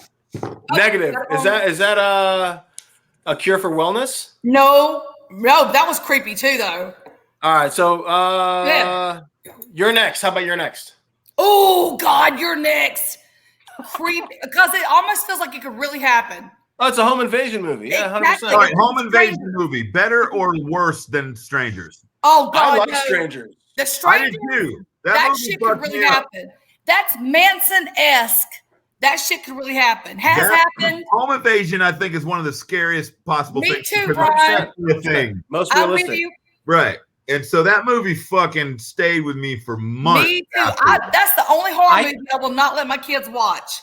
I think it would have been scarier if it was the in-laws that invaded. That's a fucking movie. That's a movie. That happens in real life. It's a movie right there. Danny, start writing it. If somebody Brian and I will invades, fill in the horror elements. Right. somebody, Like the mother and father, they hate the guy that their daughter married, and so they come in and invade and just like start slaughtering. Oh, Danny, come on now. That's my everyday life. I was gonna Anybody- say, that pretty much happens on a regular basis. Yes, doesn't thank it? you, Danny. anybody I know. tries to invade my house, I'm getting naked, smothering myself in Crisco, and what happens happens. I'm kind of Wow, with you on that, man. Kevin. They'll sorry. jump out they jump out the window Wait. Okay, thanks for that visual. Let's move on. on the sixth floor. Susanna's like, hey, guess what, guys? Get out. There you go. Yeah. Well, 2017, Jordan Peele, who is a genius, and it's Yes, funny. he is. As I was watching Key and Peele over the years, I was like, who's like a horror fan in their writing staff? Because they're like nailing. It's like they weren't like overtly like, oh, horror, but certain it's things. there. It's always Yeah, but- there. Oh, Yeah, but certain things they would hit, I was like, oh shit, there's a horror fan in the writer's room for sure. Like they nailed it. didn't he Take write Us Take the too? scissors and kill the white guy. Come on, man. Like, Yeah. from the jump, they're telling you what they're into. You know? Yeah, well, yeah. But like, then just in terms of like horror history, like just certain things, I was like, oh, dude, they're horror fans. They're somewhere. Yep. And then it reared its head. It was Jordan Peele. He was the Genius biggest, idea. biggest horror fan of Key and Peele, and that's why he was trying to insert some of his like passions. And then he did Get Out, which is like a sledgehammer to like, hey, I'm gonna make a movie. Okay, cool. I mean, I think he did Keanu, which was fun, but I was like, first day. Keanu was fucking hilarious. Yeah, it was fun. But and then he's like, boom, Get Out, directorial. I think directorial debut. I think so. Yeah. And I think you're right. Am I the only guy in the room that thinks Us was a better film than Get Out? I have not seen Us. I have not seen Us yet. Okay, That's the mental shit there. because that's another one that stuck with me for Don't months spoil now. too much. No, I'm not going to say a word, man. But the damn movie would not leave me alone. It wouldn't let my brain beat. That's effective then. That's Right. effective then. A movie like that you're explaining that did that to me was Mother with Jennifer Lawrence. Oh, Yeah. Oh my And- god, and the for ending won't be coming, man. for 2 weeks, I kept thinking about it. I'm like, there's so many people who hate this film, and there's so many people who like it. But It like, was slow, but that's got to be some kind of underlying mom shit there. You got some mommy issues, bud? dude. no, I just think it's effective. Well, I went to a fucking Baptist school. It's a biblical allegory, So that's what the whole movie is. Spoiler alert again. But yeah, so a movie that stays with you, even if you hate it or love it, that's an effective film, right? Yeah. So Yeah, most it did definitely. something right. I like that word. Yeah. So Get Out is a fun, kick-ass social commentary, and then the third act, spoiler, it goes into kind of like the horror tropes, but that's the fun of it. I didn't like So- the political underlinings of it, but that's just me being down here in the Bible Belt. I got different opinions. It doesn't matter, but it's still scary enough that it made me jump a few times. Well, there you go. There you go. And they fucked with the TSA, which makes me super happy, man. So, Danny, you can at least relate to that, right? Oh yeah. All right. So the next one, we got A Quiet Place, Oh, right? Can't fuck with A Quiet Place. they got a sequel. That was coming. great. Great movie. We should do Ask Alexa It was the same. It was the because same. we have a sequel coming. Yeah. Right. It was the same as the Bird Box, though. It was the same movie as the Bird Box. Bird Box was the same as A I Quiet loved it. Place. Love Bird Box. Well, yeah, that's what I mean. Yeah. You just happened to see Bird Box before. No. Okay. The Quiet. No, you're right. You're right. No, you're right. In fact, I course think I am. I made a post about it that I said the Bird Box. Wow, what a great sequel to The Quiet Place. What's interesting Or something. is Bird Box, I understand, was a novel beforehand. Right. So I Really? would like to understand. I would like to see what came first. The novel had been out for many years before it became a movie. Had no idea. What's also interesting is, did John Krasinski read Bird Box and get another idea? Because this is one of the first, I think, in relative time, sensory films that kind of kicked off that craze. Quiet Place, Bird Box, so on and so forth, whatever. The next one will be you can't smell nothing. Don't smell nothing, or you're gonna be Welcome to COVID. the fucking this massive fart just takes out like. Well, it's funny because I was reading. Everybody's walking around talking like this because they can't breathe through their nose. Ryan, it's the sequel to the flop. Well, no, actually, it's funny. God, I'm trying to harken back. A friend of mine was like, "Oh, I'm gonna make a short film about farts," and it was called like a farty place. Right. Fart on, fart off. Now it'll work now, man, because now it's parody of these other two films, man. Yeah. Yeah. Speaking of parodies, I understand. They want to reboot Naked Gun with Liam Neeson. Oh, you can't do it without what's that guy's name? Leslie Nielsen. Leslie Nielsen, thank you. They got a close Liam Neeson. Actually, Liam Neeson. I could see Liam Neeson kind of pulling it off. I can, but as a funny guy. No. The whole point is he's got to be straight. Well, yeah, and Leslie Nielsen was a straight actor. He was a dramatic actor. That's why he killed it in Airplane. That's why he killed it in Naked Gun. But before that, he had a totally dramatic career beforehand.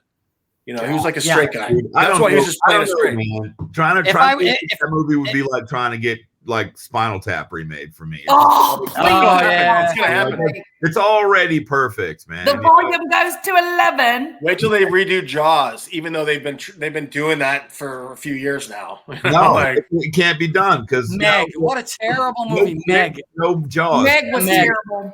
Oh, okay. We're going all over the map, and I love it. I saw Meg on the fucking airplane. I watched an hour of it, and I stopped. I was actually in a comfortable. Oddly enough, because I don't go business class, because hey, money, right? But I got bumped to business class. You didn't take Spirit? What are you talking about, man? Never again. Did it once. Spirit's like that, man. So let's not get back into that, please. I have got PTSD. Can we move on? I watched half of the Meg in a very comfortable seat on an airplane with very pleasant individuals around me, like 10 feet from me. I'm like, hey, how you doing? How's life? Good to see you. Hey. And I watched half of the Meg. It was so not engaging. I stopped. But it was from a recommendation of somebody I totally respect in terms of their movie views. And they're like, oh, you should have kept going because it gets great. But I'm like, an hour? An hour? No, it doesn't get great. It never gets great. I like all involved. It's just, I was like, fuck, I'm on an airplane. Like, everything is awesome to watch at this point. But I can't finish it. Were you on Spirit? No, fuck no. I'm Delta. It would have cost him $35. That's what the next horror film should be about. Spirit Airlines. Yes. I wouldn't even give them the time of day, but they should be given the time of day for warning. Brian, what were you saying? I was gonna say, man, if you're watching a movie on Spirit Airlines, man, I promise you, it's on your own DVD player that they No, but that you know what it is? If you bring your own DVD player, there's like a cork fee because you brought your own shit in there. Excuse me. Yeah. Oh my God, Danny, I just realized Spirit Airlines is like the strip club of fucking airlines. You got a brown bag on DVD player. You got to pay for it. There's like a 2-drink minimum, and you got to pay for everything. And if you come in with somebody else, there's an extra fee. And if you wear boots that shine, you got to pay extra fee. And you know what, though? Feel completely used and broke. Right? Dude. But you know what? They're not that good. They're the go-go bar of the airlines. Check it out. You should have paid for the glare reduction, and you could have enjoyed the glare movie. reduction. See, every time Kevin says something, I'm sorry. I'm a Kevin fan. Me too, man. I'm a Kevin fan. I'm not fucking with you either, dude. So I gotta say this though: if a Spirit Airlines film is ever done, there's got to be you mentioned it, 2-drink minimum, right? If somebody's like, no, 1 Coca-Cola is good enough, and they're like 2-drink minimum, there's got to be an undercarriage area where there's like chickens and shit that they actually get to go sit in if they don't adhere to that 2-drink minimum. Okay, because Spirit Airlines would have some shit like that. Like, okay, come with us. Excuse me, sir. You drop through the seat into the coop, man. That'd be too high tech for Spirit. It'd be like a light. There's like a pig. Yeah. There's like a pigsty mixed with it. You gotta. There's like a pigsty, and you drop it in the mud. All right, so and you get to eat slop with the pigs. Let's go back to a quiet place. Let's go back to a quiet place real quick. All right. So this movie, Bird Box aside, afterward, for me, it kind of came out of nowhere. And in terms of John Krasinski, I never watched The Office. Sorry, everybody. Never really watched The Office. And anything he ever did, I was kind of like, all right, just kind of a vanilla actor, whatever. Didn't do much for me. So, but this movie was intriguing enough to see. And then I saw it, and then I realized, he directed it. And then I realized I believe he wrote it, or maybe co-wrote it. And then I realized, his wife's in it. I'm like, okay, I'll give it a shot. Yeah, exactly. Yep. So as I started watching, so I got a little super chat in the corner, super chat with no money. That said they're married. Yes, that at least I know. But as I was watching the film, I'm like, this movie's fucking effective as fuck. This guy's a really actually good director. Yeah. And I was totally engaged. And I'm like, I'm actually a John Krasinski fan. This guy fucking won me over, dude. His acting was solid. His fucking direction was badass. The movie was well made. And I can't wait for the fucking sequel. So I can't recommend this movie enough. I actually saw it 3 times in theater. Yeah, it was good.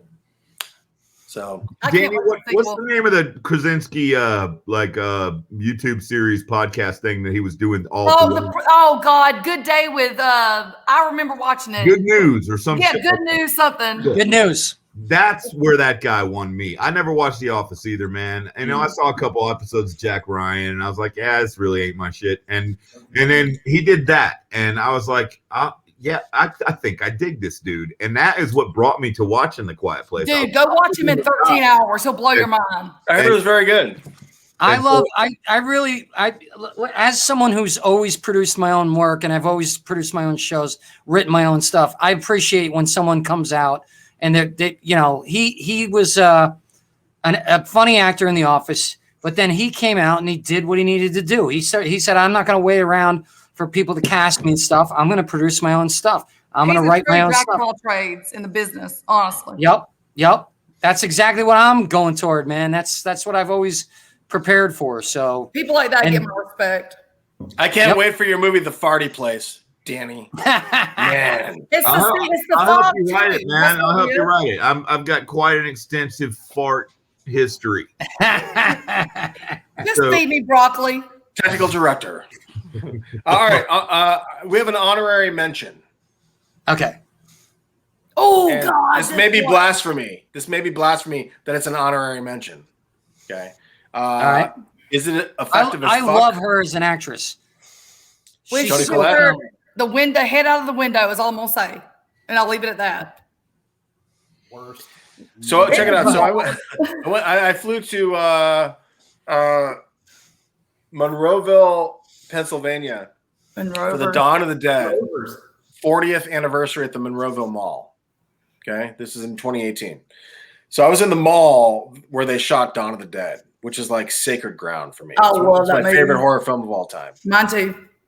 Oh, badass. Right on. So there was a moment where I had some time. I'm like, I'll go into the theater, which used to be the JCPenney's in that mall. So I watched Hereditary, and I'm seeing some chats here. You're right. So I went to the fucking theater, watched Hereditary solo style, and it was effective as fuck. Did I enjoy it? No.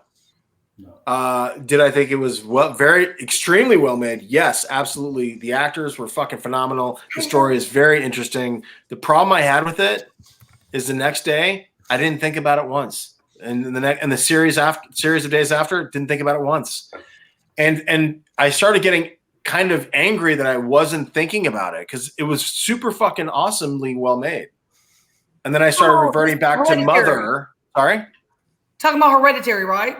Yeah, and then I started thinking about how Mother affected me on this same level. Yeah, where I was kind of thinking about it and decoding it and this and this and other. Mother's not a horror film, by the way. I mean, it can be. I don't think so either, man. I don't think so either. I think it transcended the genre. Yeah, it did. And it's a horror film.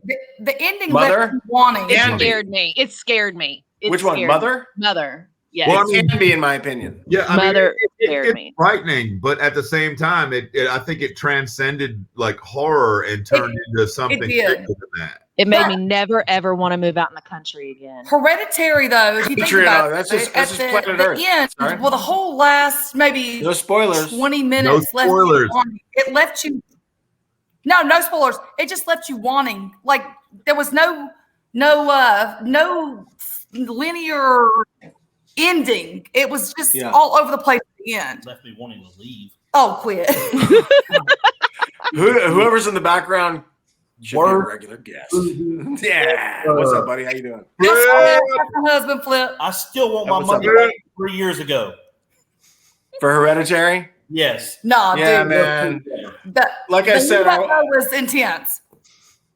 yeah, I mean, there's intense imagery and it's very well made. In fact, I actually have not yet seen Midsommar. Somar. Bullshit. Say no more. It was terrible. Fuck. Okay.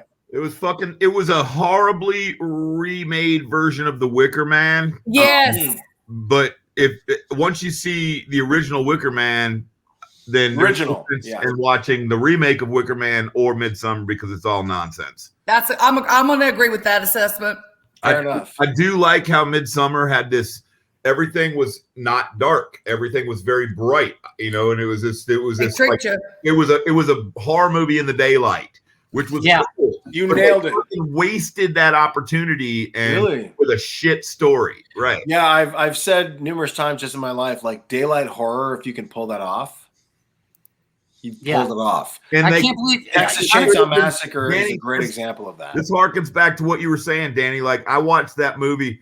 Me and my daughter, who's a fanatic horror movie fan, and we went and we were excited as fuck to see that movie. And we left thinking, wow, we could have written that so much better. There were so many ways opportunities good that they just didn't do. I don't know if it was because there was too many hands in the pot or what, but man, if that could have been our film to make, me and my 15-year-old, we would have destroyed the world with it. It was a incredible project. This may be your new calling, dude. Nah. Fuck Hollywood. Nope. Well, George is the new Hollywood. Yeah, you don't need Hollywood to make a film. You don't need Hollywood. Zeros in your account. You're like, they're okay. I'm going to help reshape Hollywood. I'm going to help reshape. Yeah. But I will say this. I think his name's Alex Wolff. The kid, I mean, Tony Collette was great. Gabriel Byrne. I mean, everybody was very good. But that kid, Alex Wolff, I think he was also in My Friend Dahmer, which was a totally random movie, which I actually enjoyed for what it was because it's such a turnoff subject matter. Yeah, when you say in My Friend Dahmer, it sort of opens up. Is Chuck leaving? We were going to bring Chuck in at the end. Is he leaving? Chuck, are you not leaving, are you? Oh, okay. I saw someone saying, by the way, I got to say this. Carrie Rappaport said a couple really funny, the Chris Conjuring, like Crisco, the Chris Conjuring, and Meg Ryan. Chris Conjuring. Oh, wow. Carrie Rappaport came in. Yeah. What's up? Man, I love it. The Meg Ryan. This is our longest That's a horror movie in itself now. Thank you. I was just about to say that. Dear God. After plastic surgery. That's what you get for fucking around on Dennis Quaid, the greatest fucking version of Proof of Life. Psychology of all time. Proof of Life. Right? Proof of cheating. Proof of war. All right, so what do we got? How many more we got, buddy? We got 22. No, we got about 14 more. That changed. All right, the one movie that changed horror for me. There's Chuck. Was Chuck Scream. Loved your segment. Welcome back. Hey, Chuck. Hi, how you guys doing? Very well. So dumb. What a great show. Seriously, this has been amazing. Hang on, man. Before we leave, Anthony, I want to ask you a question, Anthony. Yeah, what are your parameters on horror movie, man? Does it have to be gore? Does it have to be monster? Does it have to be Brian? Like where's your parameter for suspense? Because there's a film that I watched that I consider a horror movie that I have showed multiple friends, and it has fucked up everybody I've ever showed it to. And for me, it's one of the scariest films I've ever fucking seen. We got to talk about Kevin. And have you ever seen this? Are you fucking kidding me? I had a fucking shower after that one. That fucking movie broke my brain in half. And I took that with me. I swear for you for months. And to me, that's a horror film at its highest height. We What was the need name to of that talk one? about Kevin. Yes, that's the Yes. title of the film. That movie is so fucked up. I'm not kidding. I had a shower afterwards. It was probably my third shower of the day. I think I was hungover in the morning. I usually take extra showers. Regardless, it seriously fucked my head up, man. I was like, this, because it's like we were talking about with home invasion. This is a thing that could possibly be real. This is not outside the scope of something that could happen to a normal family, and it is outside the scope. But man, it was so well made, so well acted. Ezra Miller was fucking phenomenal. Watching him as the Flash creeps me the fuck out because Trip, dude, I haven't seen that yet. film. I had no idea. Well, I'm just saying, man, the guy was incredible. That film was incredible. Tilda Swinton was incredible. That fucked my head up. I just want to say, would you call that a horror movie? Would you call that a drama or a suspense film? It's all, but it's definitely a horror film. Okay, especially if you have kids, and even if you don't have kids, this is almost like birth control. I hate to say it. Okay, right. So okay. what was well, just like the following. So I think the premise, if I recall, because I saw it once, I'm like, there was no supernatural element, Danny. Is what I'm saying. Yeah. Zero supernatural element. This is a thing that could possibly have happened. Break down the premise, dude. What? Break down the premise if you can, Brian. Okay, so Tilda Swinton and her husband, who is played by, and I don't know the actor's name. John C. Reilly, I think. Yes, the guy who's known for Step Brothers. You know, Tilda Swinton's a horror story in herself.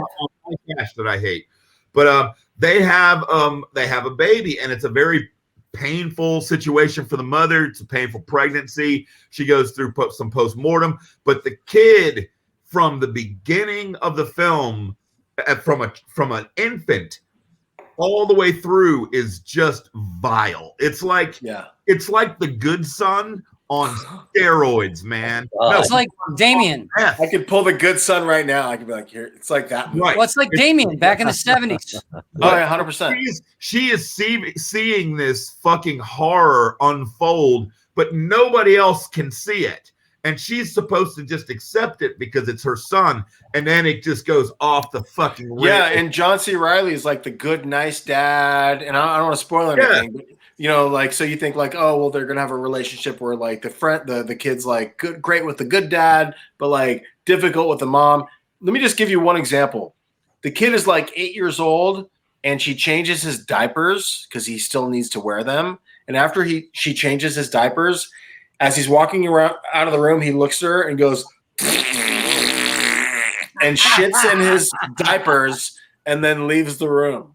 Just like he's controlling to be a controlling piece of shit, and it spirals into some shit that you just don't see coming, and it gets so horrible, and the ending is so bleak and dark. And Alexa, you've seen this movie, right? Yep. Okay. We need to talk I about saw Kevin. this movie years ago, and I still can't eat grapes. Hereditary ain't got shit on this movie, dude. Can't fucking do I'll it. just say that. On that note, we're at 2 hours now, guys. We've had so much fun. I We know. got two more minutes for 2 hours. We got 2 more minutes for 2 hours. So final thoughts. All right. We got. If I may. All right. Might as well. Well, we do still have 7 people watching. So thank you, Yeah. 7 people. 6 of us are in the show. Right. Exactly. No. So you mentioned a movie with about Jeffrey Dahmer, right? Yeah, my friend Dahmer. Yeah. Yeah. So years and years ago, Jeffrey Dahmer bought me a drink. Tell me about this. Okay, we may go over 2 hours. Fuck out of here. I gotta know about this. I used to go to Chicago. I used to go to Chicago every couple of weeks for business, and I was in a gay bar in Chicago, and my friends were getting up ready to leave, and this guy came and sat down, and he was kind of cute, so I started talking to him, and he asked if he could buy me a drink, and I said sure. So bartender comes over and gives me a drink, and he goes to the bathroom, and the bartender comes right over, and I knew the bartender pretty well. His name was Steve, and Steve said, "Oh my God, you don't want to talk to this guy. He's really creepy, and he freaks us all out." He said, "As a matter of fact, you want to go now because he follows people home." So when a bartender tells you something like that, you get your ass up and go. You get the fuck out. Oh my God. So I got my ass up and I went. And I'm coming through the airport maybe a couple months later, and I look up at the screen as I'm coming through, and I'm like, I think that's the guy. Oh my I go to the bar God. and I said to Steve, is that is that Jeff, the guy that I was talking to? And he's like, yeah, that's Jeff, Jeffrey Dahmer. Holy cow! So yeah, that's my big Jeffrey Dahmer story.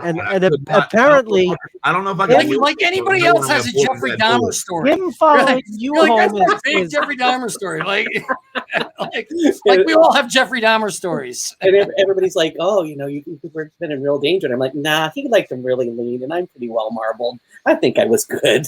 You could have been a lampshade, dude. Man, look, you don't know how them brains work. He was buying you a drink, brother. 100%. He was going to eat you before G was around. Dahmer's thing was when you went to his house, he had a hard time with the idea of you leaving.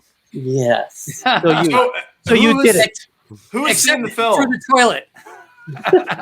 Chuck, have you seen the film? I have not seen it, but now I have to go find it. I think it's streaming. That is a horrifying experience. 100%. You're totally. Are you kidding me? Like, I don't know if you know the bartender to this day because it's been many years. I haven't seen him. Chuck, I'm glad you're here with us. That's somebody I would give a hug. Yeah, that's somebody I would be sending Christmas cards to every year. I'd be like, we can buy you a drink. Yeah, right. Like, right. fuck. He saved your ass, dude. 100%. Literally. Are you kidding me? Literally. You should write a story called "My Drink with Dahmer." Yes. Speaking of National Bartenders Day, thank you, bartender. Good fucking idea, Danny.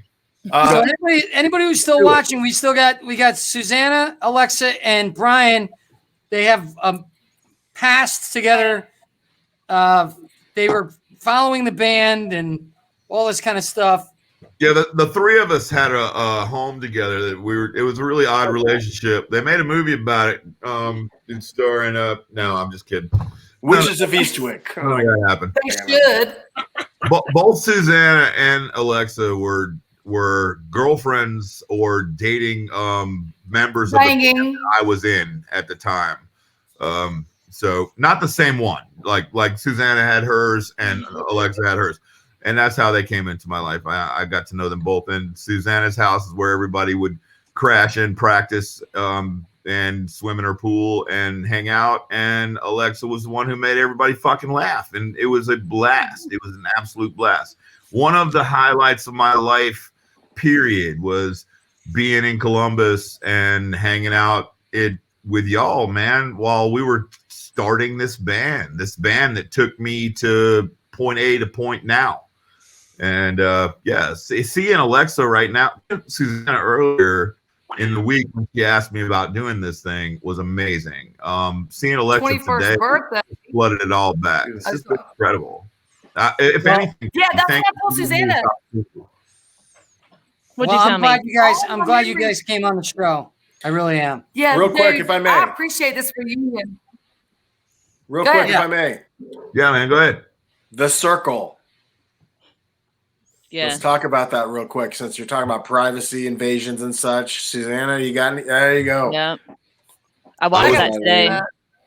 Not a fan. Shit. She watched it. What are your thoughts? I watched it today.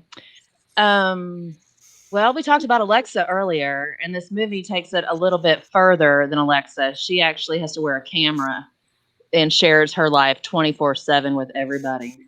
And everybody stops talking to her. Chuck got big. Who did that? I don't know. Kevin. Anyway, Kevin. Who cares? We all Kevin's want Chuck to get big. Come on, Chuck, get big, man. Let's see how many Tom Hanks fucking films we can reference other than that shitty one that he was just in there, The Circle. Oh, I haven't seen it, but I heard it was just. It's the single Tom Hanks dud. Who keeps doing that? I don't know. I'm not doing it. This is Chuck Cam, man. I think you can get a lot of YouTuber subscriptions from this, man. I think there's something there. I think there's something there. The offer of a drink with Dahmer. Yeah, we need are you kidding me? It's like a lottery ticket. Guys, we got to end the show. All right, how about this? Let's wrap it and then after hang out party. for an after party for just a minute. That's fine, guys. I want to thank everybody who's been on the show. I want to thank everybody who's been watching the show.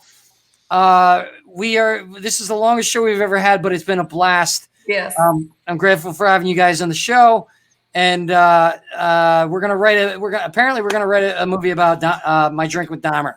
So, guys, thanks a lot. Please look at the bottom there. We need your support. Go to Anchor. Spread it out. Spread this show to all your friends. Make sure everybody watches it.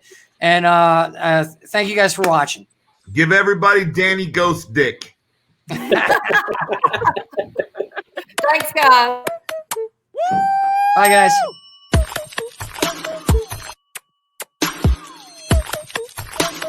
Nope.